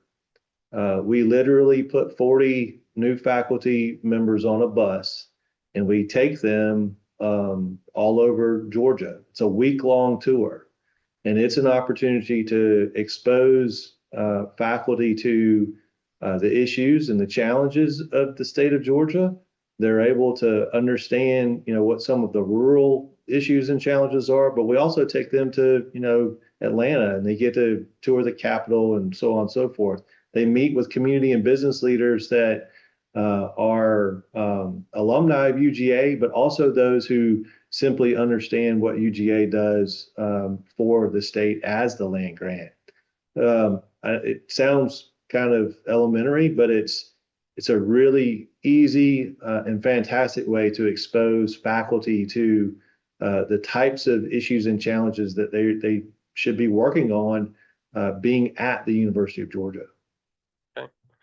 So we have a couple of questions in the Q&A, and you know, I think the first one is very relevant for all three of you because you're so tied to public investments and public initiation. I mean, FFAR, Georgia, Iowa State, obviously, government officials, elected officials, funders really care about what you all do. So there was a question about how policymakers are formally or informally contribute or comment or aware of your collaborations, and how, I guess, if I can add on to that, how systematized is that, or is it more ad hoc? So any three of you all can take a shot at that first. I can jump in. Thank you. I think obviously our specific situation is a bit unique, but I think there is a huge role for policymakers and others in government to engage in shaping the research and developing the research agenda. In our case, obviously, we coordinate very closely with the U.S. Department of Agriculture. We were formed to complement their research agenda, so it's important that we stay abreast of what they're doing and vice versa. Many of our partnerships and our consortia have federal researchers involved in the research, so they can provide very important insights. And I can just share one example of a rather unique program. This is one we developed actually with the Dutch government, and it has quite a bit of funding coming in from the Dutch government, which is great. We're happy to leverage anyone's funding if we can bring that funding and turn it into value for the U.S. farmer. And in this case, they took a very unique model where they wanted to focus on, it's called Greenhouses in Transition, looking at controlled environment agriculture, and really wanted to bring a bunch of different players into the space. And they set up a very unique collaboration model where they invited people to apply, and based on those pre-applications, they form teams, and then they bring those teams together and actually give them time and space to ruminate and form those collaborations. And so I know that there are certainly on the Dutch side, there's policy, federal officials and others that are involved in this collaboration, but giving them that time and space to really think about how you would form a collaboration and get yourself to the right research. Sure, it takes a bit longer but the outcomes there are very powerful. And that's something that I think we can do as funders is we can test out different models. We can bring different people to the table, give them a different mandate in terms of how they might form that collaboration. So it's not just a PI sitting in his office trying to think about how he writes up or how she writes up a grant proposal, but you're actually creating that space for that collaboration to occur. You're bringing different people to the table like policymakers, and you're seeing what you get from it. And then the next time you might try something different and see what comes out there. Okay. Anybody else want to weigh in on the question about engaging policymakers? So at Iowa State, we have both a purposeful type of engagement with state lawmakers. It's usually it's through the president's office, and that happens typically in the spring. There's sometimes a fall event as well, where it might be the academic portion, it might be research, it might be the particular collaboration, collaborative activity that is being highlighted. Often engages students. I think the lawmakers like to see that, that the group of young people that they're helping to support their education and that sort of thing, not just faculty. But there's also the ad hoc opportunities, and we do that often through a lot of our, as was mentioned at Georgia, there, a lot of our research farms, our lead researchers are extension scientists as well, and so they have field days, and they bring the local lawmakers there, in addition to the informal leaders and that sort of thing. So there's all of this ad hoc but very timely and important connections that gets feedback to the lawmakers, and then also reactions from the lawmakers about what it is that we're doing or what we're not doing, and that sort of thing. And I, just personally, we had a number of experiences on preparing buffer research and hosting field days, and so there are a number of opportunities where you think you were hitting getting the information translated and communicated and that sort of thing, and then in the Q&A it's like, whoa, I'm not. That lawmaker is really misconstruing what it is that we're trying to do or that sort of thing. So there's all sorts of value that comes from that formal or informal communication. Okay.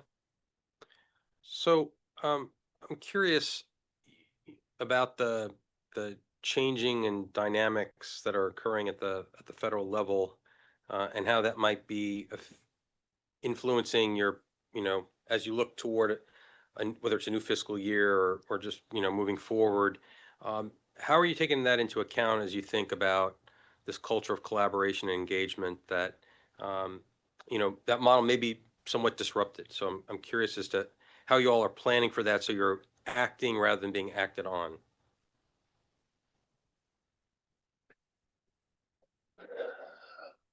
That's of course, the lack of clarity with federal funding is impacting all of us.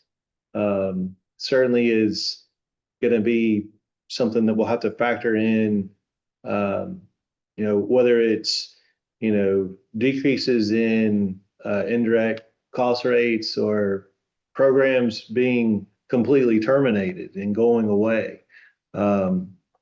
Right here, just in public service and outreach, we've experienced, terminations of some of the federal programs that our folks in our Institute of Government have operated for literally 40 years. But, and it's that delicate balance of being sure that we're, adhering to federal mandates, while at the same time taking care of the people here at UGA that are most impacted by it, our employees, and then of course the communities and the people for whom they are serving. So what I feel like is going to happen is, as federal programs are eliminated and the funds are reduced, that the residual is going to hit our state budgets. And how do we forecast what's going to happen when the state attempts to absorb some of those programs that otherwise would have been funded federally. So, back to the question about having good relationships with policymakers and elected officials, I mean, there it is. So, yeah, it's certainly a consequence of, the administration's priorities right now. Okay. I can add just briefly that I think in a tight funding environment, the need for very impactful research is it's always important, but you really need that. And I think focusing on collaboration and thinking about how you can continue to bring that collaborative engagement into your research programs is more important than ever. So obviously, as a funder, yes, we receive federal funding through the Farm Bill, so our funding situation is uncertain as well. But as a funder, how can we ensure that our programs are meeting the need when there is so much need right now due to cutbacks in funding? And how can we ensure that we're really getting that bang for the buck by designing programs that truly meet the need of the stakeholders they're trying to serve? Okay. So we're about out of time. The topic of this was obviously cultivating a culture and an environment for this type of activity. If you had someone on the line who maybe isn't as optimized or hasn't had as much success or would like to enhance their environment, what would be a piece of advice that you would give them? And we can just maybe go around the horn. And if there's anything else you all want to add before we wind down. So maybe a question from me and then just a comment from you, whether it's related or not. And we'll go to all three of y'all and then we'll wrap up. So Joe, you want to start? Yeah, thanks. I'd say take the crawl, walk, run model. Go slowly. Think about how you can get individuals that are already predisposed or that they're doing collaborative engagement and to lift them up, but also pay attention to junior faculty members and staff. And then I think the whole ecosystem, go to the connect, as it's been talked about here, across the academic units, the research, and don't separate out anymore. Extensions over here and they do this. It's great to have the conversations about service and outreach, because that's the way. I never had an extension appointment, but I've always thought about it that way. And this has really helped to really say, oh yeah, that's what I realized, that I need to be able to communicate with different stakeholders. So I think that crawl, walk, run, and don't be afraid to reach out to other units across the land grants and also other stakeholders to see what models work. What do they think? Yeah, it would be interesting to have this conversation in the future. I think we're seeing, at least I'm seeing, not the traditional land grants, other types of institutions, small liberal arts colleges, thinking about this mentality of engagement in public service, and which hasn't necessarily been part of their DNA, but trying to evolve in the environment that we exist. So, all right, Matt, you want to go next? Sure. I couldn't agree more with what Joe had to say. I think at the end of the day, we're all human and we're all driven by incentives versus sanctions, right? And so what are the ways in which you can literally embed incentives into what matter to the people in your particular organization? For us in a traditional land grant university like the University of Georgia, that means we've got to embed those into things like tenure and promotion. We have to award and recognize people when they do good collaborative work. So, my point is, have more carrots than sticks and try to incentivize it. So, thank you. All right, Harmoon, you got the last word. Great. Well, no surprise, I'll speak to the power of public-private partnerships. I think I'll speak to what we've seen has really worked. And so I guess my piece of advice would be to engage outside of your immediate sector. I think researchers naturally gravitate towards other researchers, but how can we broaden our collaborations to engage the end user and to engage other funders and bring those together? And that's very powerful. Other funders, they have different motivations for funding, and the private sector and the public sector sometimes do have different motivations, but by bringing that funding together, we can bring more of that private investment out into the public good. And by bringing the farmers, the consumers, their representatives, if it's larger associations, to the table, we can ensure that we're spending these limited resources in a way that's going to generate the impact that we need. Yeah. Yeah, it's human nature, right? People do things when it's in their inherent self-interest. And, you know, I've had a chance to work with some of the checkoff commodity groups, and when they have a need, they'll partner, right? And work with you and fund things and do things. And I think that's representative of most organizations. Okay, well, I just want to thank all three of you for sharing your insights and expertise today with our community. And thanks again.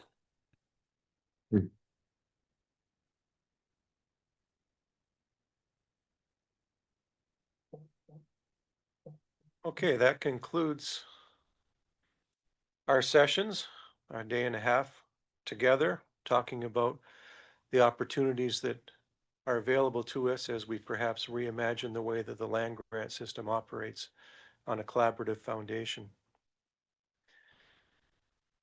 Couple of things to think about that I think were evident throughout these conversations. One is the recognition of the value of collaboration. There seems to be universal agreement that collaboration brings agreement to the work that we do.